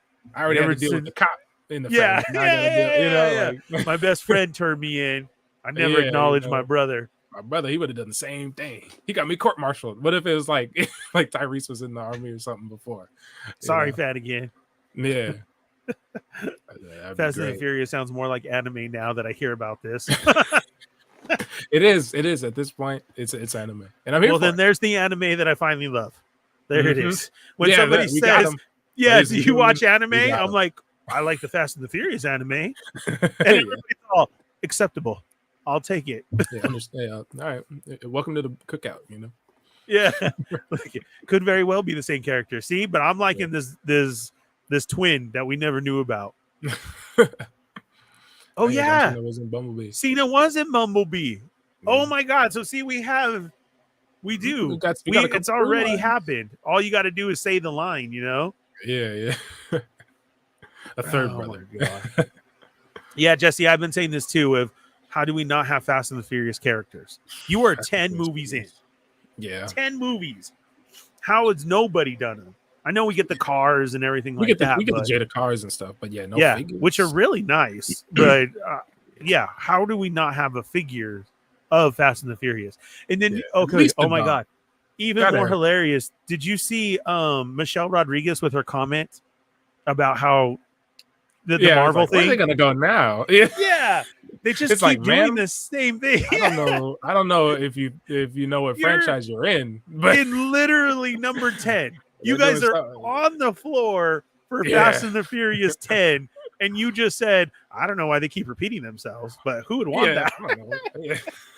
And it Sorry, wasn't okay. even sarcasm. Yeah, It she was a being legitimate. real ass comment as far as, you know, I don't know if it was a dig because she's not in a Marvel movie or what, but it did not sound like that. That is ridiculous for them doing so many movies. Yeah. It's like, You okay. were in 8 of the 10. Come on. You had the soap opera special, didn't you have amnesia? Like, what are you talking about Yeah. creativity for? Right. The funniest one of the thread one says that when they tried making me believe John Cena John and Cena Vin and Diesel Diesel are are related. Yeah, It- true. Yeah, It was. They was out of pocket for that one. Yeah, I Yeah. don't know. Them Who as younger, thought of that one? I don't Yeah. know. And it was them as younger too. And I was like, It's like, what's going on? nah. What's happening right here? Yeah. He's like, that's my You brother. couldn't even, well, I was going to say, you could have That's even my have thrown brother. in the dad yelling at him, like, don't disrespect your adopted brother. Yeah, right. Like, yeah. Oh my God. He could have been like, just because you're adopted doesn't mean you're not family. Come on, bro. Yeah. That's where he And gets everybody would have been like, all right, Dad. Yo, I I get thought it. that was recent. Yoko, you're saying that was an old interview? Oh, I thought that was. Yeah, she did. She has that Dungeons and Dragons figure. Yeah, Dungeons and Dragons. I That saw was her in fun. Dungeons and That was Dragons. really and fun. I really thought she was still her Fast and the Furious character. I did. It's still, Like- yeah, still same, you know. She was Just dated a fighting. short man instead of a big man. And the way she played it, I felt like if it was her from Fast and the Furious having a dream. Yeah, And just, oh that my was- God, that was her connect the dream. Universes. No, that's Yeah. that's just their session. Like they're Yeah. like they're having a D&D session, and she's just like, no, I'm gonna just be me. And then they're like, come on, you couldn't even. I'm getting Chris Pine right now, like, you know, like Dom is Chris Pine or whatever. You know, of course, he would give himself a daughter. You know, 10 movies and at least 2 more planned. Yeah, I didn't even know that they were God. doing the end as a trilogy. I didn't. That was, So and I think I was the only one clapping for it too. yeah, At the end, everybody's like, "There's more." yeah. Let's go. Yeah. What a great ending. That was so good. Oh, and I waited will for like an return. after end credit scene, and I was mad that there wasn't one. I was like, "Oh, what happened? We're not Yeah. getting an end credit scene." It's Fast and the Furious. Come on. Yeah. Hot Toys Fast and the Furious is a thing. I think it's a third party, but only of Dom I've seen. Yeah. I'm talking like we need the whole crew. Dungeons Yeah, and come on, Dragons Luda and a was Tyrese. funny. Yeah, like how do Yeah, we just not gotta have a have Luda character? Dungeons and the Furious. Dungeons and Furious. I'm down for it. Yeah. Finish on my end of the year work party and now joining. Hope all are cool. What's up, Obi-Wan Chingones? Hey, is it Let me Obi? see. I got this fixed, so there we go, bro. I haven't been able to do it in a while because last time it wasn't even working and nobody even told me. I just sat here in silence like a stupid. It's just, they're really gonna enjoy that one. It's like when they Yeah. take the laugh track off of Big Bang Theory. Yeah, yeah, Yeah. Just sitting there. yeah. You have to wait. Yeah, that's Like, definitely what happened. I could not believe that nobody was hearing it. And thank you for whoever told me. I can't remember who it was. Like, Ernie, your stuff ain't working. What? I stopped the whole show. We're an What's hour going in. on? Yeah. When Dom became super detective and played out the entire crash from Crash with the treads on the ground and an oil stain. That Yeah, brother knows cars. I can't blame him for that one. You know what I'm saying? That would make sense. That would make sense. he even didn't he lick it? I think he licked it, right? Didn't he? He went to he the had to. ground and he I said, wouldn't have believed it if he didn't lick it. "This is I don't know what it was. Oh, This is Tatooine." 2017. Yeah, 2017 Toyota Corolla. Yeah. Yeah. You know what I'm saying? And I know the only person who can sell it. Yeah. That was great. See, and I loved it. I did love that scene because then he went to dude, remember? And he was like, well, I don't know who you think you are, Dom. You don't run around here no more. I was like, Yeah. Ooh. Like, oh, I don't know who you think you are. yeah, You know what you I'm just saying? almost got an engine on your face. Yeah. Man. She's just playing herself in every movie. Yeah, Nightmare. I think so. Yeah. I swear. Yeah, hit that thumbs up. You're right, Obi-Wan. Come on. Anyway, I was. Yeah. Dominic Tight. Toretto. I'm All here to talk to you about the together. Avengers Initiative. I'm putting together a crew. Yeah. I have my own crew. Yeah. You done got a guy like this, and it's like Robbie Reyes, you know, with the he's just chilling, With his his head on car. fire. You know what I'm saying? Yeah, Or and he goes, no, that's who Fury was there to get because he was already in Dom's crew. He's like, I need one of your guys. You have a Robert Rodriguez on the Yeah. squad. He became Batman in detective mode. He does, Real. and he did for that one. Come on, they killed his lady. He needed to know who did it. That was funny. The laugh track off on Big Bang Theory shows Big Bang Theory's true humor. I laugh at some of their stuff. I do. You It's know, pretty hilarious. I'll give it to him. You know, I ain't gonna be too mad at it, but All right. I'm going to scroll all the way back up and show some of your new stuff, man. Is there anything that you really wanted to show off or your passion? What do you got going right now for you? what I got going on right now? Oh, I just did a little baby Hellboy. I just finished one off the I plundering actually saw body. your journey with that one. And when you showed it, I knew what you were doing. And I was like, oh my God. Yes, sir. So I got to post this one up, but this one was a lot of fun. And like, he hasn't left my desk. I've had him done for a few days. Oh, whoop. Look at that boy. Beautiful. I loved it. Yeah, I remember when you just showed that off and I was like, I know what he's doing. He's going to do a baby Hellboy. Yeah. Because I've been rereading Seed of Destruction, and man, this good. Hellboy's good, man. So on this one, you did the sculpt yourself, or did you get this from somebody? This one I got off of like a keychain because it was like a 3 a.m. like idea I had, and I just was like, let me one of look at- those. Yeah. Yeah, you know, and I was like, I don't have the energy to try and sculpt it, and I was like, oh, this one's perfect, and so yeah, I just printed it up. Ended up being scaled perfectly, and then I was like, all right, I just need the hand, like the right hand of Doom, and I was like looking for that one, and then luckily my buddy Flashpoint Customs, we go way back to like the what is it, This Week in Customs days, back when he was Bride Weevil. And I was like, hey, I remember I saw you do a Danny Trejo and the body you used was a Hellboy with regular arms. Would you happen to have the arm, like the right hand of Doom? And he was like, let me check the bin. And he hit me back like 10 minutes later, like, yeah, I got it. My God, And I that's was like, awesome. Yeah. Because I was really about to like break the bank and I was okay. So I was just going to say You know that. what So I'm which saying? Hellboy was it? Because those Hellboys are expensive. Yeah, it was the Mezco one. It was the Mezco one. And I got It another was one. the Mezco one. Oh, Yeah. nice. This Yeah. pen is from Hottest Fuzz. Whoop. Let me see. Hold on. Hottest Fuzz. Look at the boy. This one's from Hottest Fuzz Customs. Oh, Jesus. That's And nice. yeah, and then the sword, I did the sword. That's one that I did do. Oh, okay.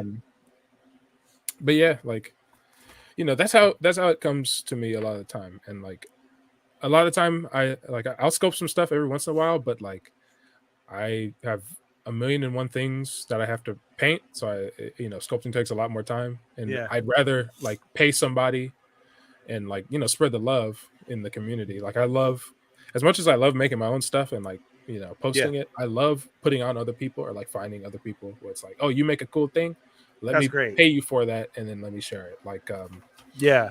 I have a Conan head that I'm working on from like Blued Sculptures. They're an up and comer in the like sculpt game, because you know everybody knows I work with Aerobus. That's my brother. No matter what, whenever I have an idea, I'll go to him. That's my boy, you know. Always. Like, yeah, he did that that Hobie. Yeah. And like anytime, and I messaged him right as I came out the theater. I was like, hey bro, I'm gonna need a Spider-Punk head. Whip it up. And he was like, I ain't even seen the movie yet. And I was like, go see it. You know? No, for real?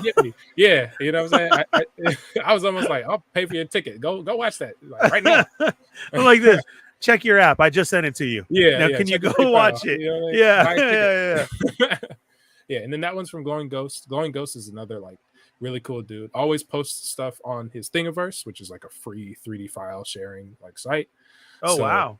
anybody could get that one and just print it and paint it. Like, so that's really dope of them.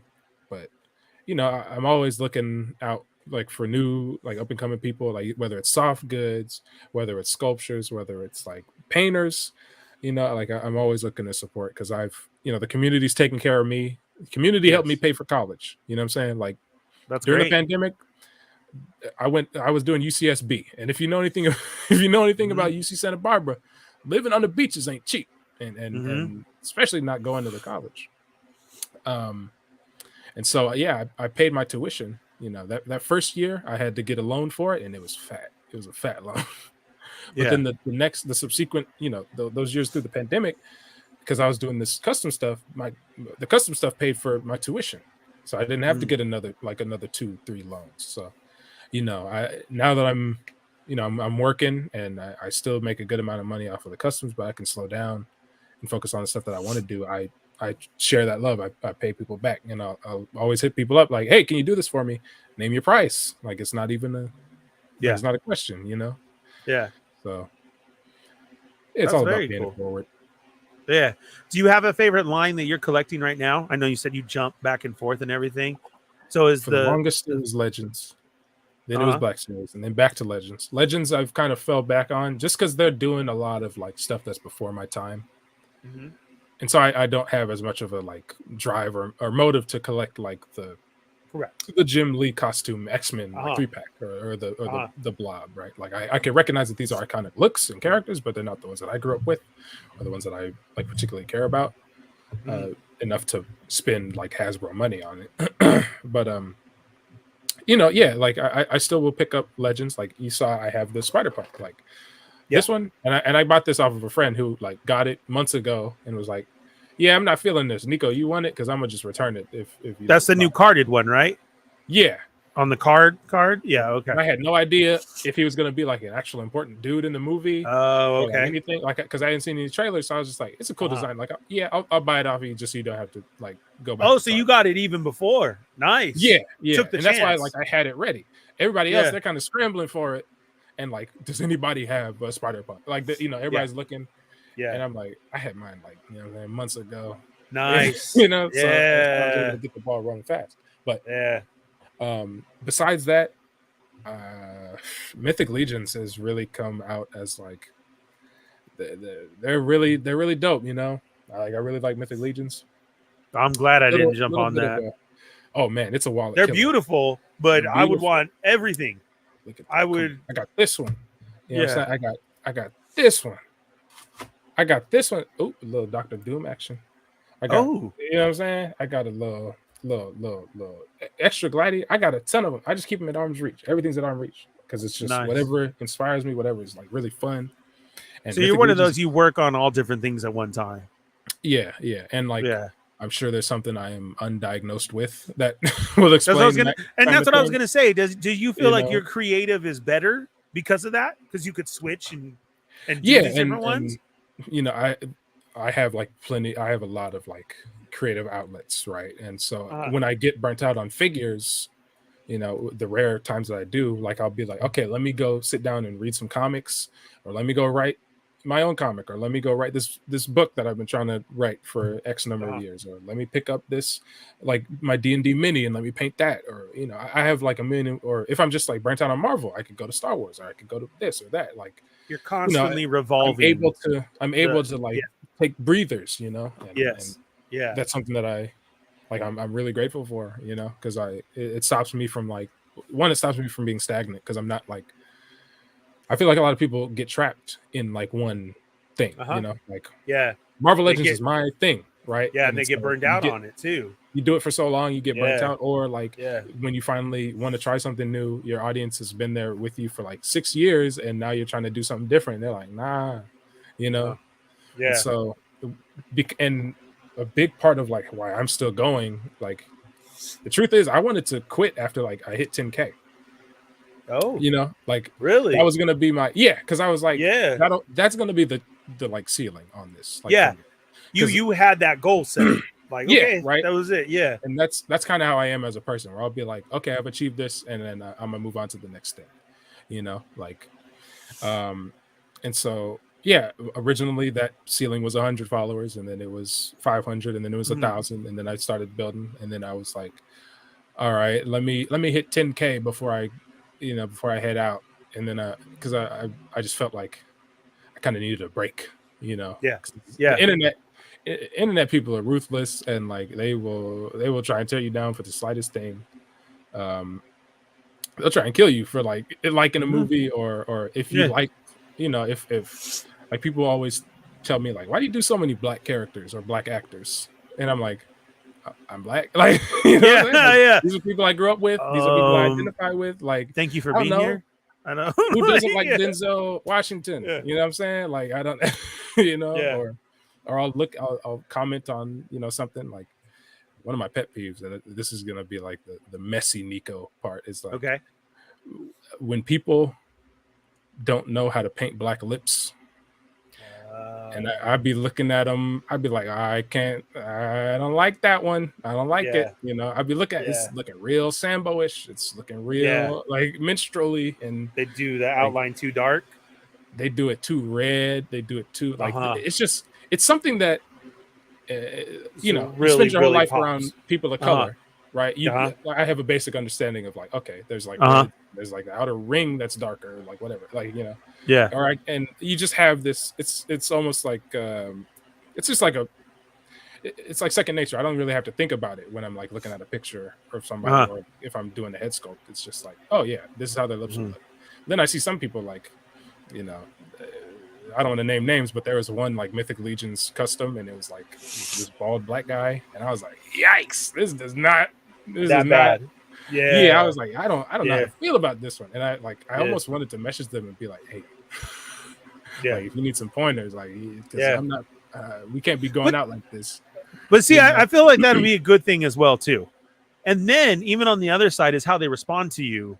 Then it can really put it in perspective and be out there as far as it's just fine, or really my bad. What can I change about it? You know? Yeah, right. And that's, you never want to be like, you're a terrible person because you don't know how to paint lips, or what, you know, like you never want to go in like that. And I've had the idea to just be like, let me just put out a tutorial so that people can like see it, and then it'll be out in the ether, and it won't even have to be like a conversation where people have to like come to terms with like, why do I paint lips like this? Like, why do I think of you know like, no, like, absolutely. And that's a lot of what my tutorials are. It's just like, I want to get this information out there, either because I want people to mod something, like I want them to have as much fun with their figures as I am, like with the magnetic Spider-Man. I love being able to put my Spider-Man on a fridge or on a car or like whatever, you know what I'm saying? So I just want to share that with people. But it's also sometimes I'm like, okay, this is a piece of information that like needs to be shared, important, like, to raise the, you know, to kind of raise the community. And so, you know, that's what I try to do. So I might do one of those tutorials in the coming days, because it's kind of getting bad out here. Well, and it's that whole jumping on and doing, you think you're doing okay and you're doing good, and it's like the hair, everything looks good, but there is one thing. Let's get into this issue. And it's on, like, you know, it's on, I don't want to call myself like the, you know, like anybody higher up in the community. I don't want to say like I'm a big deal or anything. Right, like absolutely. But I think it's on like the people that are more knowledgeable on certain subjects, or like the people that have been around for a while and know their way around, you know, the community, the hobby, to kind of be willing to say, hey, and like, you know, tap people on the shoulder, you know, and like, and kind of do have that mentor moment, you know, like, and I've done that. I did that when I was like 17. I'd go to people and be like, hey, I know you're like 30 and you've been doing this for like 7 years, but like, you might want to change this up, or like, and it's never like a, in your comment section, like, hey, you did this wrong, change it. You know, it's like hey, can I offer you some, like, can I make a suggestion? You know, like you want to lead with empathy in that, like you want to. And that, because that can turn out so bad too, because the dude himself can appreciate it and be like, oh, okay, what do I need to do? And it's the followers who think this dude is so amazing. Like, why are you attacking him? Why are you trying to do that? Yeah, right. Well, it's like, you're not any problem with understanding the way they painted the lips on this. It's like, okay, well, that tells me something about you. Like, you know, right. That's somebody exactly else's inexperience, but you, it's like, I don't know. That's an issue that I came into with like the Mythic Legions community. That's an issue that I've come into the Mythic Legions community like a couple of times, where people will slip up, like a lot of policing in the community of like what's cool and what's not. That I like, you know, you're around for the like initial Four Horsemen like beef. There was another one very recently. I don't know if you saw the horse, the Templar horse like situation. Okay, so Four Horsemen, they showed off a new wave, and it was all like, all the figures are great, and like it's a great wave. They showed a Templar character, like they've had Templars in the line for a long time. Not at all like historically accurate, just kind of like a stylized, you know, like what we think of in media as like a Templar, right? Okay, the, you know, white cloak, big red cross, bucket helmet, yada yada. right? Yeah. And so those are really fun, and like, you know, people like the Templars and, you know, whatever, for whatever reason.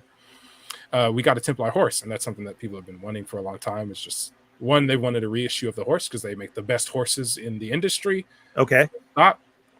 And they made these Templar horses, and to my eyes and a few other people, it looked a little, you know, KKK-ish. It didn't look. It didn't look. Throwing they threw a. Did they throw a hood on the horse? Crosses, the hood on the horse. Yeah. Oh. Right. And okay. so, you know, that became a thing where, and you know, I was like, hey, like, this might be the, you know, this is a thing. Like, this is a thing. You know what I'm saying? Like me. Looking like I am. I have certain proclivities, and like I will notice certain things and think of certain things as like, hey, you know. And so, you know, that happened, and then Four Horsemen, you know, to their credit, immediately were like, yeah, we're changing the design. You know, like we're changing the design. We're making it not look like that anymore, because we don't want anybody to feel uncomfortable. We don't want anybody to like associate our figures with that's that. good. And like, even in universe, like the Templars aren't the Templars of the real world, so there's, you know, it's not. There's no because they're trying to build something. They have a whole like world going on. And the Templars represent something different. You know, they represent like this bird. See, I don't collect those, but I even know that it's their like universe it's type their own proprietary kind of thing. And so and then that, you know, they made that announcement, and they changed the hood to like armor on the horse, and I was like, oh, that's badass, right? Other people didn't rock with the change, and they were kind of fervent about not liking the change. There was a lot of like, no, I preferred the original design. And a lot of people tried to veil it as like, I like historical accuracy, but it's like, well, it's not. First off, the Templars weren't historically accurate in the first place. Correct. What they were Second bringing off, to the table. Correct. In universe, they aren't the same Templars as the ones that you're thinking of. Yes. Right. And then really, like, why? You know, like why? You know, and it was a lot of like, oh, people are so sensitive nowadays. You gotta be accepting and respectful to what's out there. I mean, that's how we grow as a community. And if you feel that way, then it really shouldn't be expressed like that. Like, think about what you're saying as you fight it, as far as, why are we making a stink about this? It was very like, a lot of people, and you know, some people were just straight up like, hey, like, I like this change more, like whatever. Like, you know, like a lot of people were like, oh, cool, I like the horse armor. Other people were like, oh, that's a bummer. It is what it is. There were some people who were like, I was gonna buy 8 of these horses, but now I'm not buying any of them, and I'm not getting the wave because you kneeled to cancel culture. And it was like this whole thing. And then they were like, Four Horsemen was just like, hey, so somebody brought it up to us. It wasn't like a big, like, you know, a big group of people trying to cancel us or anything. We just said, oh, of course. Like, you know, we had our blinders on. We didn't notice that. We're going to change it because we don't want to do that. Right. Like, it was their decision, but people want to make it like this big, like culture war issue. And then, you know, they're really, really into the original look of the horse, even though that is not like historically accurate from the records that we have of the Templars. I'm like kind of a history buff. So like, you know, I did a lot of that in my undergrad studies. So like, I know what like the Templar horses would look like, and that's not really like, you know, that's not really what it would look like. Yeah. So if you even want to take this further, then, you know, it's not even right. It's not even right. And it's like, regardless of anything else that's being said of it, think of as the Templar horse, right? But like, historically, the thing that you're arguing for does not line up with what you're saying, you know, like, so, you know, it makes me think, it makes me look at people a certain, it makes me like squint a little bit when I see the arguments that they make. But you know, the line itself, I really love the line, despite the people that you know may be fans of the line or work for the line or whatever. Like, you know, I love the figures, and they did right, you know, in that scenario. So I commend them on that, and I'm gonna be buying the horse. I was gonna buy it anyways because I wanted another horse, but I'm gonna be buying a couple of them. So and they changed it, and so there, it's changed. And it's like, no matter how much you're gonna complain, they're not gonna bring the hood back. Like, you know, like, it is what it is. Boss's horse with the Templar soft goods. a Mythical Legion faction of Templars have a bird head god. Bird head god. who Yeah, leads and that's them. why the cross is like it's a simplified Birds. version of a bird's wings. Of the like, bird. Oh, okay.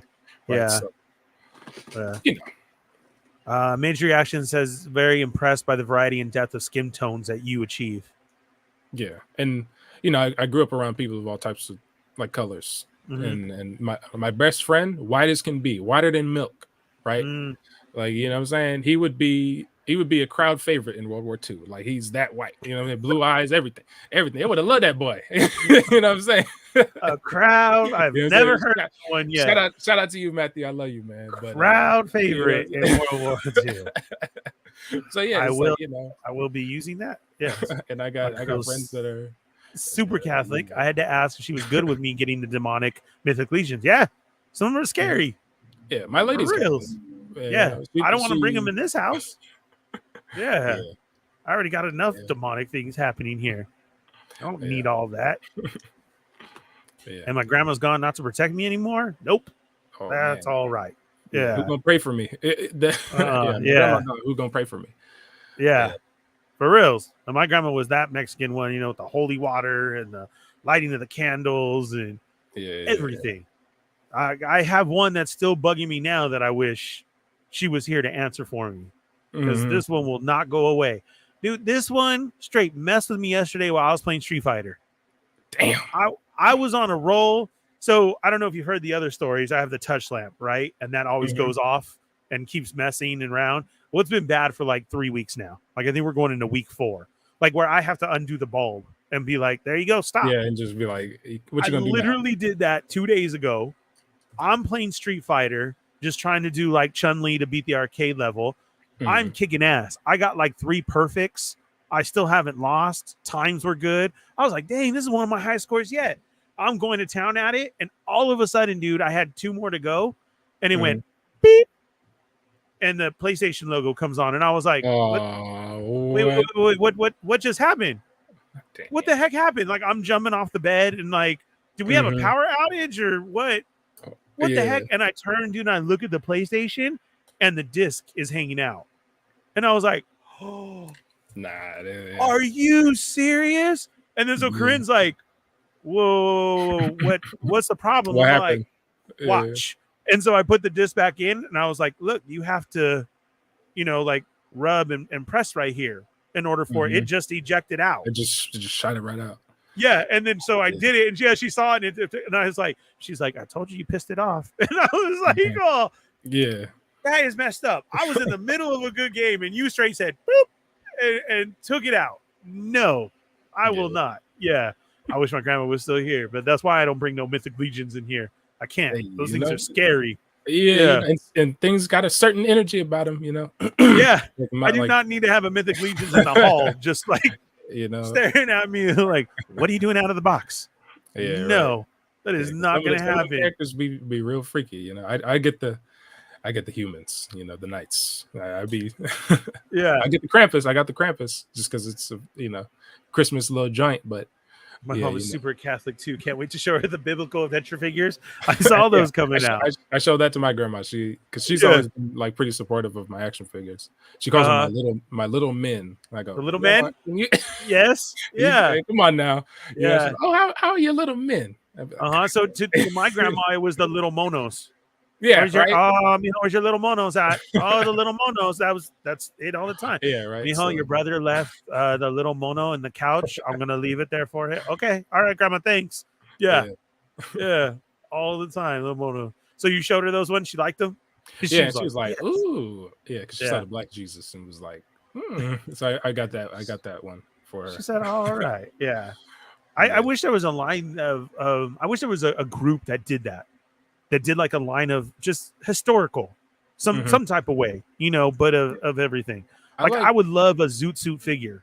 Oh like, my goodness, dude! Just to have, you have no idea how much I was like, damn, do I want to buy that mask figure, like the third-party mask, to make like a, you know, like just because then I'll dye the fabric or whatever and make it like a proper Zoot Suit.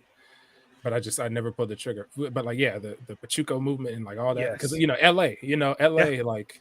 Yeah, the Zoot Suit riots was I learned that about just that went through it right now. That was the anniversary. Yeah, was right. was Yeah, I just saw the last weekend. in Little Yeah, Tokyo. yeah, Yeah, yeah. yeah, the Oh, gathering. Yeah, and it's so funny how the some of the Japan culture is taking over the lowrider scene, and yeah, that's been for a very long time, a very long time. I used to go to LA Super Show, I mean, or the Vegas Super Show, the lowrider show, with hmm my dad when I was a kid, and and you there, see, dude, I remember, dude showed up with like bodyguards and suitcases, and was going around to shit. let me buy that. And it Oh, was until somebody took him, okay, fine, I want 50 to and like he did the nod. you just open up. You And know what I mean? It just like, yes, and opened up, and I was like, oh my yeah, God, what is going on? Yeah, because they yeah, were taking him over there to learn, it's to the, study. There was yeah, one old cholo cat, Mexican dude who was a lowrider who opened up a hydraulic shop there and had mhm. really started it. And now it's a huge Yeah, cultural it's a thing whole, yeah, it's a whole there. culture. Yeah. Yeah, But and that's I still wish Zoot Suit was the thing, the whole oh my Pachuco god. thing, you Yeah, know? one of my best friends, he lives in Texas, but like he was gonna come out here, and he was like, when we go out there, we gotta get some zoot suits. You know what I mean? And like, but the funny Mm-hmm. thing is, on paper, zoot suits are still illegal in Los Angeles.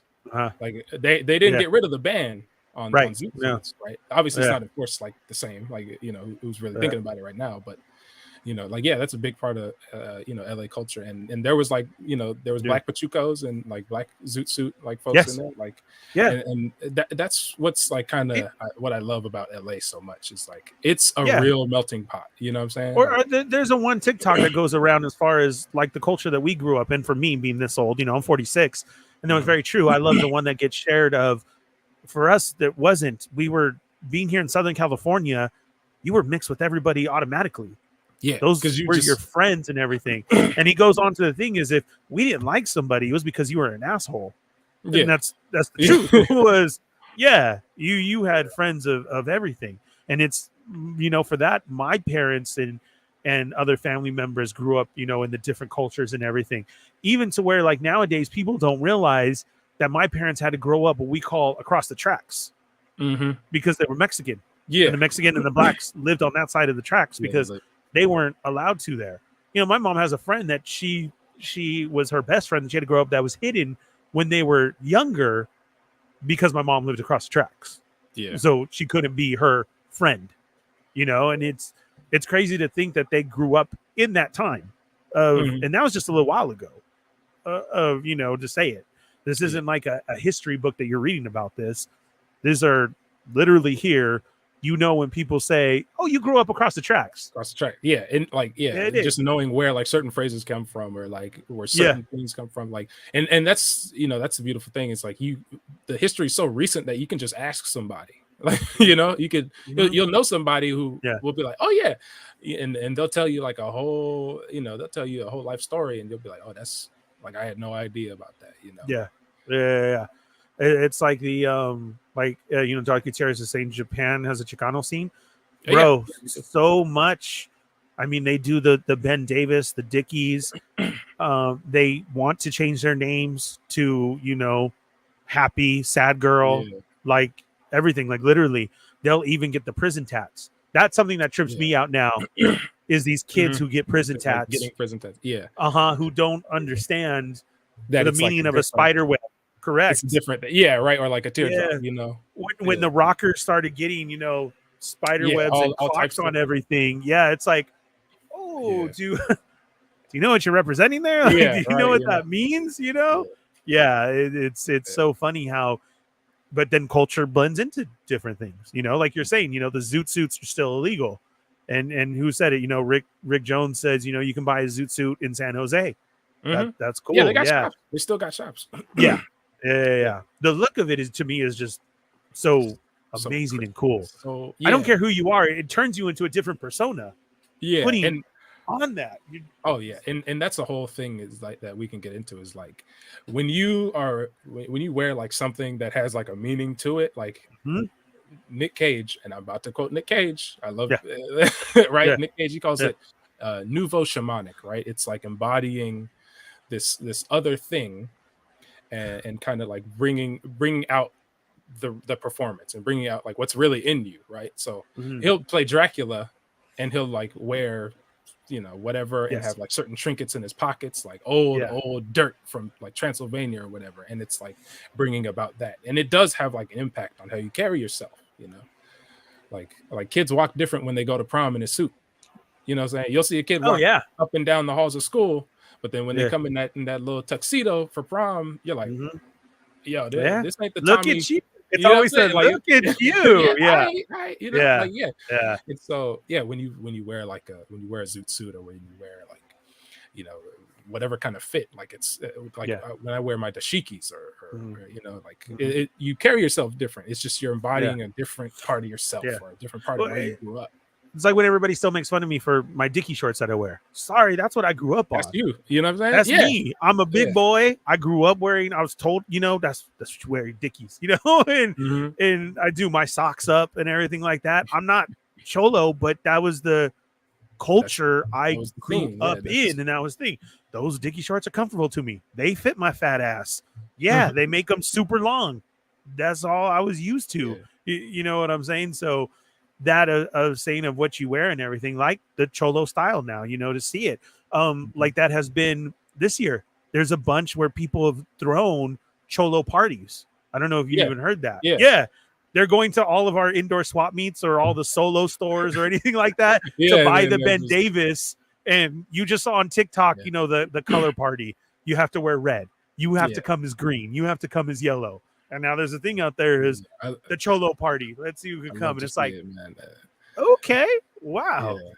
But you have to think of it as a culture, as a what you gotta we come grew respectful. You gotta come Exactly. respectful with it, Yeah. But, Yeah. It's like when you go to watch danza or whatever. Like it's like you gotta go in respectful. You gotta go in with like with empathy, and like you gotta love what you're doing. Like. See, and this is why. Look what Eric says. My sister was in a lowrider gang in the 90s. She ended up getting shot in the face.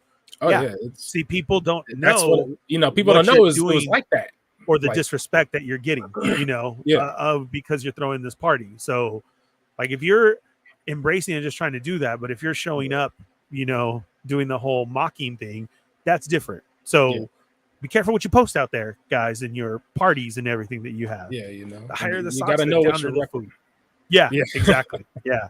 And seeing like, so the whole Japan movement of the cholo scene is they've looked into it. They've taken it. Everything. But Japan is already a place with so much different types of cultural clothing and culture and Yeah. everything they want to do and everything like that.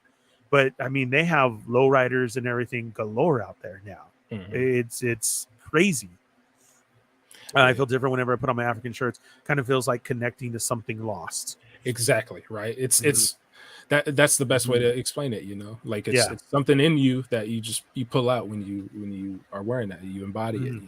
It's like have you ever listened to like the album Exuma by Exuma? One of the songs was in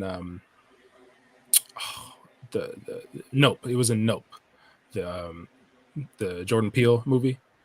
Oh, Right, Exuma.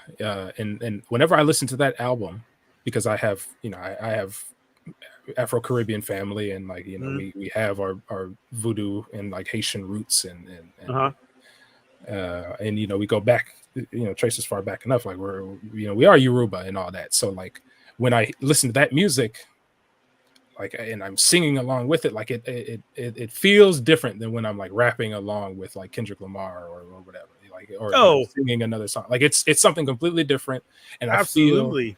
I feel like it's like healing to my soul, right? Like it's almost unexplainable, it's just something that it's a feeling, Well, even again, culturally, it's like that for me when I hear oldies. I hear those Art Laboe oldies, as we label them and call them, you turn into a whole damn different person listening to Art Laboe oldies. Or that Angel Baby or something has to come on, and you immediately, oh man, you just your whole persona changes. It's music is so diverse. That's why I love music so much. I love, like you're saying, it makes you feel a different certain type of way, and it can change your persona. Sometimes and like this for me, like if I have a migraine or something's wrong at work, like a bad headache, I'm sorry, I actually need that loud music on the way home to like to kind of calm detox. down into whether it be music Cypress Hill or oldies or my hard house music.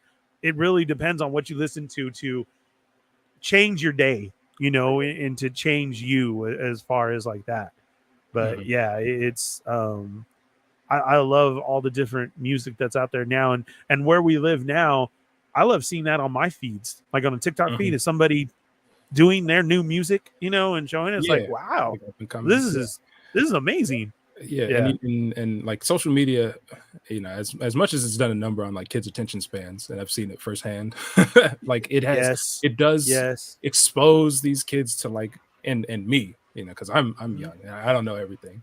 And it exposes us to like older music, and I wouldn't have half of my favorite songs without it. Like the Ink Spots, Alabama Barbecue. Like I learned that, I got that from social media, and I was like, yo, this song it hits like completely different. Like there's nothing like it, or like my favorite song in the world. Like I wrote a speech about it for like a class that I took. Do You Remember by The Last Emperor. Wade, Unparalleled Universe put me onto it. He talked about it in a live, and I was like, all right, he talking it up, and I know this dude's like a hip hop head, so let me listen. So I listened to it, and I listened to it the first time. I was like, it's all right, whatever. But it was in my head, it stuck in my head, so I was like, all right, let me go listen to it again one more time. And I listened to it, and I break down crying. First time I cried in one of those. Yeah, and and it was like the first time I had cried in so many years, in it's been like 15 years. Like I had cried as a kid, because you just grow up you grow up rough and tumble in a black household. You probably I'm gonna give you something to cry about was real. So, I didn't cry, so, but I listened to that song, and it was like it just washed over me. I couldn't help it. I bawled, like I was crying like a baby.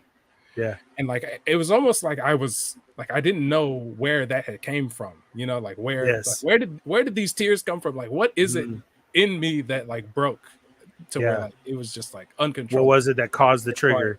And I calmed myself down, right? And I was like, ooh, that was crazy. Okay. Were you doing the breathing? Yeah. You know what I'm saying? One of those. You were deep into it. Yeah. You know what I'm saying? My shirt had tears on it. You know what I'm saying? Like, boogers and everything. Yeah. So I calmed myself down. Were you what's wrong with you? Nothing? Oh, no. I was in my it's backyard. all on your shirt? Yeah. I was in my backyard. I didn't let nobody see that one. I was like, I'm about to go, I'm about to go pick up some dog food. Okay. You know what I'm saying? Like so and then I cleaned myself up, and I was like, ooh, that was crazy. I don't know what was up with that. All right, let me listen to the song again, just to prove like that was a one-off. You know what I'm saying? Like I ain't no baby. Something must have happened. Yeah. Cried again, bro. Oh, back to back. I was like, yo, ain't no way. Like I don't know what was going on. Okay, I'm sure we got to say this again. Which one was it? Do You Remember by The Last Emperor?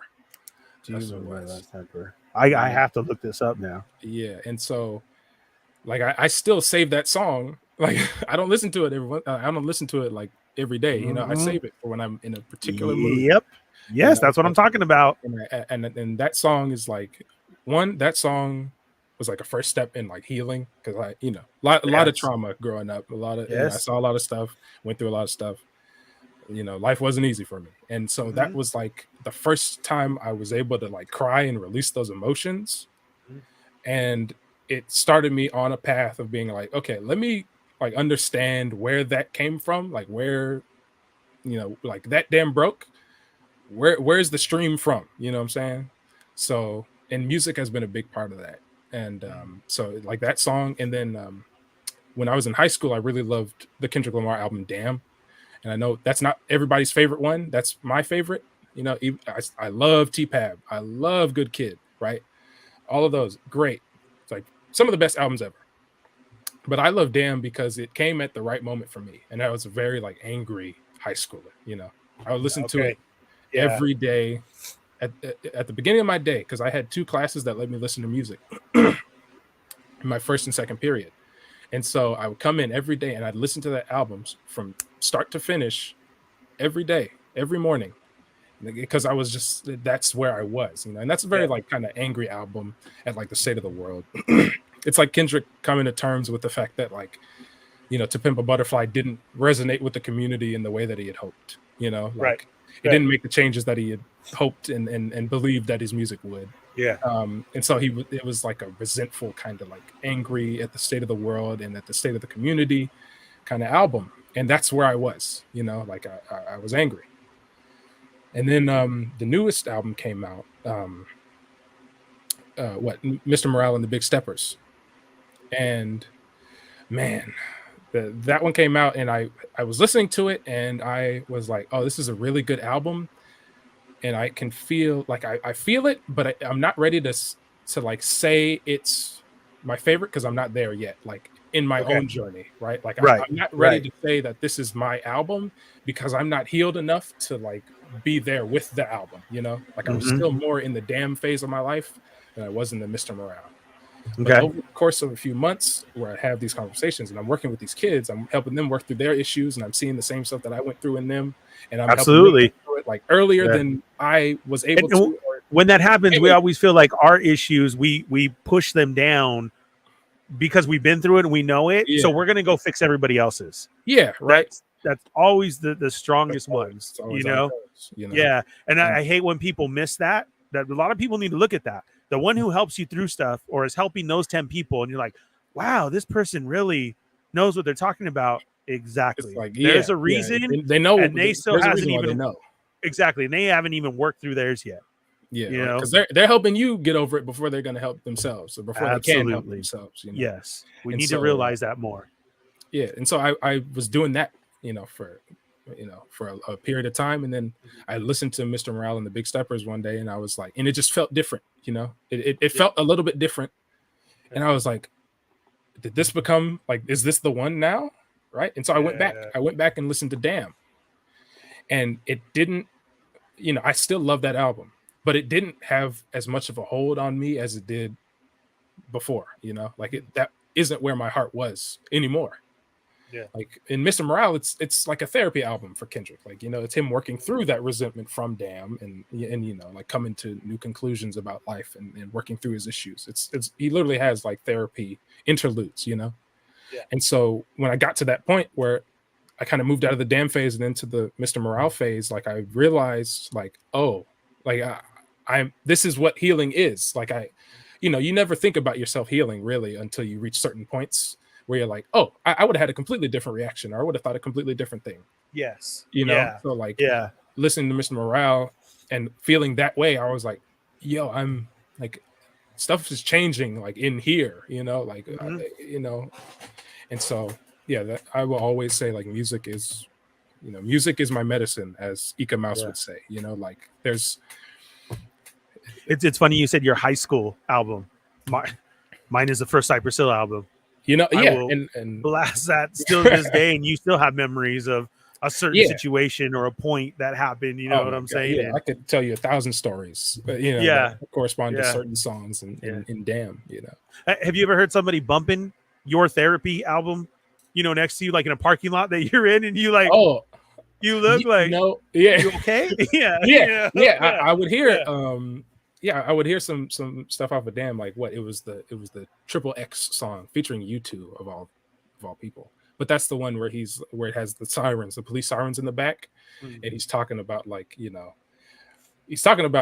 oh, if anybody touches my niece, my cousin, my nephew, my son, like I'm about to burn out, like it's about to go crazy. And then at the end it goes, it's like a record skip, and he goes, all right, class, today we're gonna talk about gun control. After he goes on this whole like tirade, because that's like, and I think back to that, and I'm like, that's exactly where I was when I first started working with these kids, right? Like I'm telling them, like I'm going through this turmoil, and I'm like, oh, I'm about to, like I want to burn the world to the ground, but then I have to be there for these kids and say like, hey, here's what's like right and wrong. Here's what like you really need. Yeah. And so that's what stuck with me for so long. And I hear that song now, and I'm like, oh man, like somebody's going through something, like because that's not like a easy song to listen to, and that's not like it's not like a song that you just throw on, you know. It's not like you know, like, oh, whatever's in my shuffle, like, you know. That's a song where you got to be conscious of that. And Yeah, so, that's what I'm saying. You really take notice when somebody's listening to that song that it was for you. The same thing, like, oh, yeah, all right, I'm you like, know, oh, they're at that point, you know. I'm gonna give Like, you that smile and a head nod as far yeah, as you know, how you it's like, doing. Yeah, you know, yeah, hey, yeah. you know, Don't worry, it may get better. Maybe. I'm not gonna lie to you. yeah, I'm but hoping it may get I'm better. hoping it happens for you. Yeah, yeah, right. Because it took me a For hell real. of a long time, you know. Yeah, yeah. But see, and that's why, you know, everybody was giving you the comments as far as you know, you're very well spoken for being so young. You have a lot of talent, you do a lot of this. And I always take that too as, yeah, must have been through some shit and you grow up different. And you Yeah. know what I'm saying? Yeah, for reals. So I'm glad we had this chance to talk, man, and go through the behind the scenes and you know what makes you you and how you like to enjoy this hobby and this craft that we're doing and everything. And just big ups to you, man, on your doing. Keep doing what you're doing because I love your work. It's very beautiful, and I love to hear the point of how you expand it out to other people and try and get them noticed and everything. The same way that you felt it happened to you. You know, you got this chance and everything, and everybody's got to stay like that. And I hope our community grows more like that. You know what I'm saying? So Yeah, and I really this is enjoyed it. why this is why I like doing these, right? As much as I like Mhm. to be like, I'm the guy on the screen, right? Like as Yeah. much as I like to talk about the toys and talk about my Yeah. customs and like the process, Yeah. I like these conversations. Like Yeah. you know, like Yeah. who would have guessed that we would have gone in this direction? You know, Yeah. like the No, you last hour be talking gotta about let it music flow. and all Yeah. that, right? And that's why, you know, Culture. I loved being on Kevin's show because we talked about our favorite foods and just arguing about dumb stuff. Like Yeah. that's you know that's what life is. That's how it goes. You know, it's not just this thing that I'm known for. Like I'm a multifaceted person, and I love to hear other people like talk about you know their other facets because everybody sees the toy stuff. That's all I post. Oh yeah. You Yeah, know and what I'm saying? it's and everybody has 20 Joes and everything of it. Yeah, right. Too, Like you know, just a different way. Yeah. Well, this is my favorite piece. I like to get behind it to show, you know, like what's up, Rick? We got Art with Toys is here.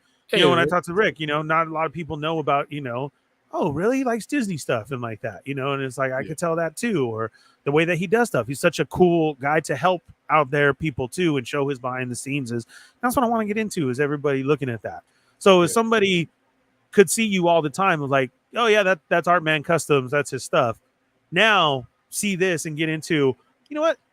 Let me see what he's got going on. Let me order something. This is different now. My order that I'm going to place with him or the custom that I want, I know this dude is putting feeling behind it. And that makes a big difference than just, oh, I'm talented. You got to be on a waiting list to get me over there. That's, you know, it's different when it comes in like that. So yeah. Chamba, thank you very much, man. I love you. Can't wait to talk to you tomorrow. We are back. Let's see. Thank you, NYC. Thank you for everybody for being here. Yeah, we were like over 30 the whole time, and that's I enjoy that. That's cool because, like I said, there's so much on and everything, you know. And you guys come over here, and yeah, we went over 2 hours, man. Thank you so much. I greatly appreciate it. Need to have you on again. Are you going to be at Comic-Con? Are you trying to go out there? I'm gonna go out there. I don't have like a badge to like do, you know, to be in the show, but neither do I. I want to go and meet up with the people, you know, like even if I'm not going to be in the halls of the convention center. That's what I'm saying. But if you see me inside, just go, you know yeah. Or especially if me and Nico see each other. Yeah, we gotta get the boys together. I wanna meet everybody because I know Kev's gonna be out there. I know the Wave crew is gonna be. This is one I can't, people. Dude. Everybody needs to try and hook up. Like this seems like the major one. It's like we're back. You know what I mean? For everybody, meetups, those are fun, right? Yeah. And we got a decent crowd for those. And you know, like I met new people out there and got familiar. And like, but this one, it's like everybody going. So even if it's not gonna be in the show, we got to find like a restaurant or a bar. Or, that's me. Bowling alley or something.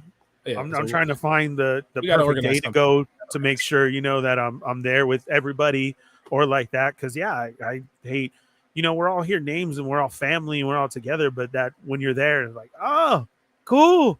What's up? You know, that really does bring it to another level. So, you know, that's why we do the meetups. But I feel like this Comic-Con is just going to be insane, kind of crazy. So I hope to see you again out there. I hope to see everybody else out there, you know, and everything. And again, guys, much love to Nico. Make sure you go follow him. It is in the description, but it's at Artman Customs, Artman_Customs. You can find him there. I did tag him in all the stories and everything. Yeah. If you're really like, oh yeah, let me see what this is about. So, and with a big old bag of fish from Sweden. Giveaway, because we forgot about. Oh shit! I forgot about the giveaway. How can we do the giveaway? Right now, everybody who's still here, we got a lot. You go ahead, man. You run it. You go ahead, and we'll go like this. So we're gonna do it. We're gonna do it toymigos style, guys, which means we're gonna clear the chat. So don't do that, and then we'll see. You know, the first one to answer. Okay. So let's see the question, huh? And I greatly appreciate Nico for throwing this in here because this is a big one. Yeah, I'm gonna use my other name, and I'm gonna try and win it right now too. So, hey, rig away, you know, the classic rig away. Nico says, "Why am I sending it to Ernie? What is this?" Okay, yeah, I'm gonna be there for my birthday, so that's even always more special. Yeah, my birthday is always around Comic-Con, so it's July 20th. That's what I'm gonna try and be there. I still got in the works of what's going on, but hopefully I'm literally there on that day. I really need to get away from work. I can't be there the whole weekend, but I need to do something. So yeah, that's what I'm trying. Some karaoke. And if we have karaoke, oh my god! Don't threaten me with a good time. I gotta get this in order. I gotta. Let's see what else. Maybe start off with some Careless Whisper. I don't know. We gotta see how the night goes. Like, throw it all out there. Okay. Well, Ernie would win if it's on another channel. Most of the without even trying. Most of you guys know me enough because it's well, we just got like the group of people that came here to support and show love. So let's say, what was the first like YouTube live show in the community that I appeared on? Because I mentioned it, and if you're at the toymigos meetup, like the first one, you would know where I was headed during it. Okay. But it's gonna be this is what you could win. And if you have one already, that's really cool. I'll paint up one of these Hobie Brown head sculpts and I'll send that to you instead if you have shit. a Storm Shadow anyway. So okay, so there it is. What is it? There's Rick. Oh, I know. I saw Loki actually. Yeah, I think that Loki. Is that what you guys see? I see Loki's. Unparalleled. I see the same. On my end, it's Loki. Yeah, I see Loki's. And then right after that was Rick. So are we good? Is that correct? Yep. There it is. Awesome. There it is. Congratulations, Loki. You got a really damn good story. I love that Storm Shadow. So Loki, you know where to hit me, and then we'll see if you want the G.I. Joe or the Hobie Brown, you know. Very cool. Man, thank you so much I totally forgot. Yeah, right. We just totally forgot. Yeah, I got too caught up. But hey, better chances for the people that stuck around. So yeah, that was really good. Yes, for everybody stuck around. Watch the ones who boned out right away. They're all pissed. Damn. Yeah. Replay crew. No, he didn't. He did not give that away. Yes, he did. I know Adam about to be mad when he sees the replay. He comes like, damn it. All right, man. Anything you want to finish or end with or anything like that? You know what I'm saying? Eat yourself some Swedish fish. Have a good summer. Have a good time. Everybody just be good and, you know, enjoy the things that you love, man. That's all I could say. Saying that was it. Thank you guys again for being here. We will see you next week. And tomorrow night, They're Not Dolls with the toymigos. Bye, guys. We'll catch you later. Thanks again, Nico, Peace. Man. It was amazing. Hang on for a sec, okay? I am the R-Bomb leader, Optimus David, and we desperately need your help.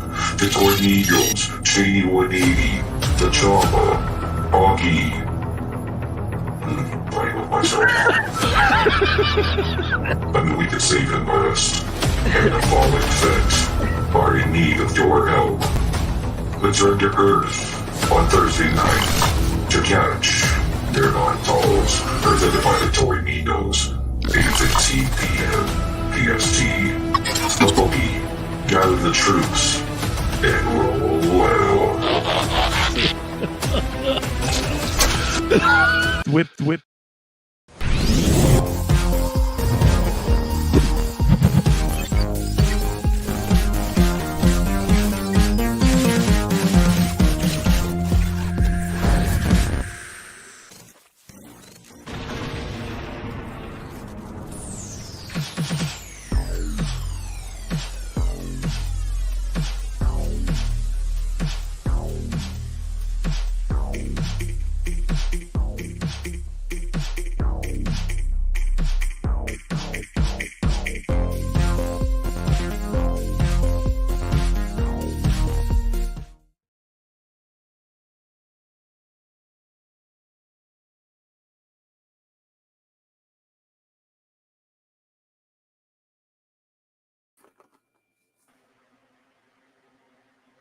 Ah.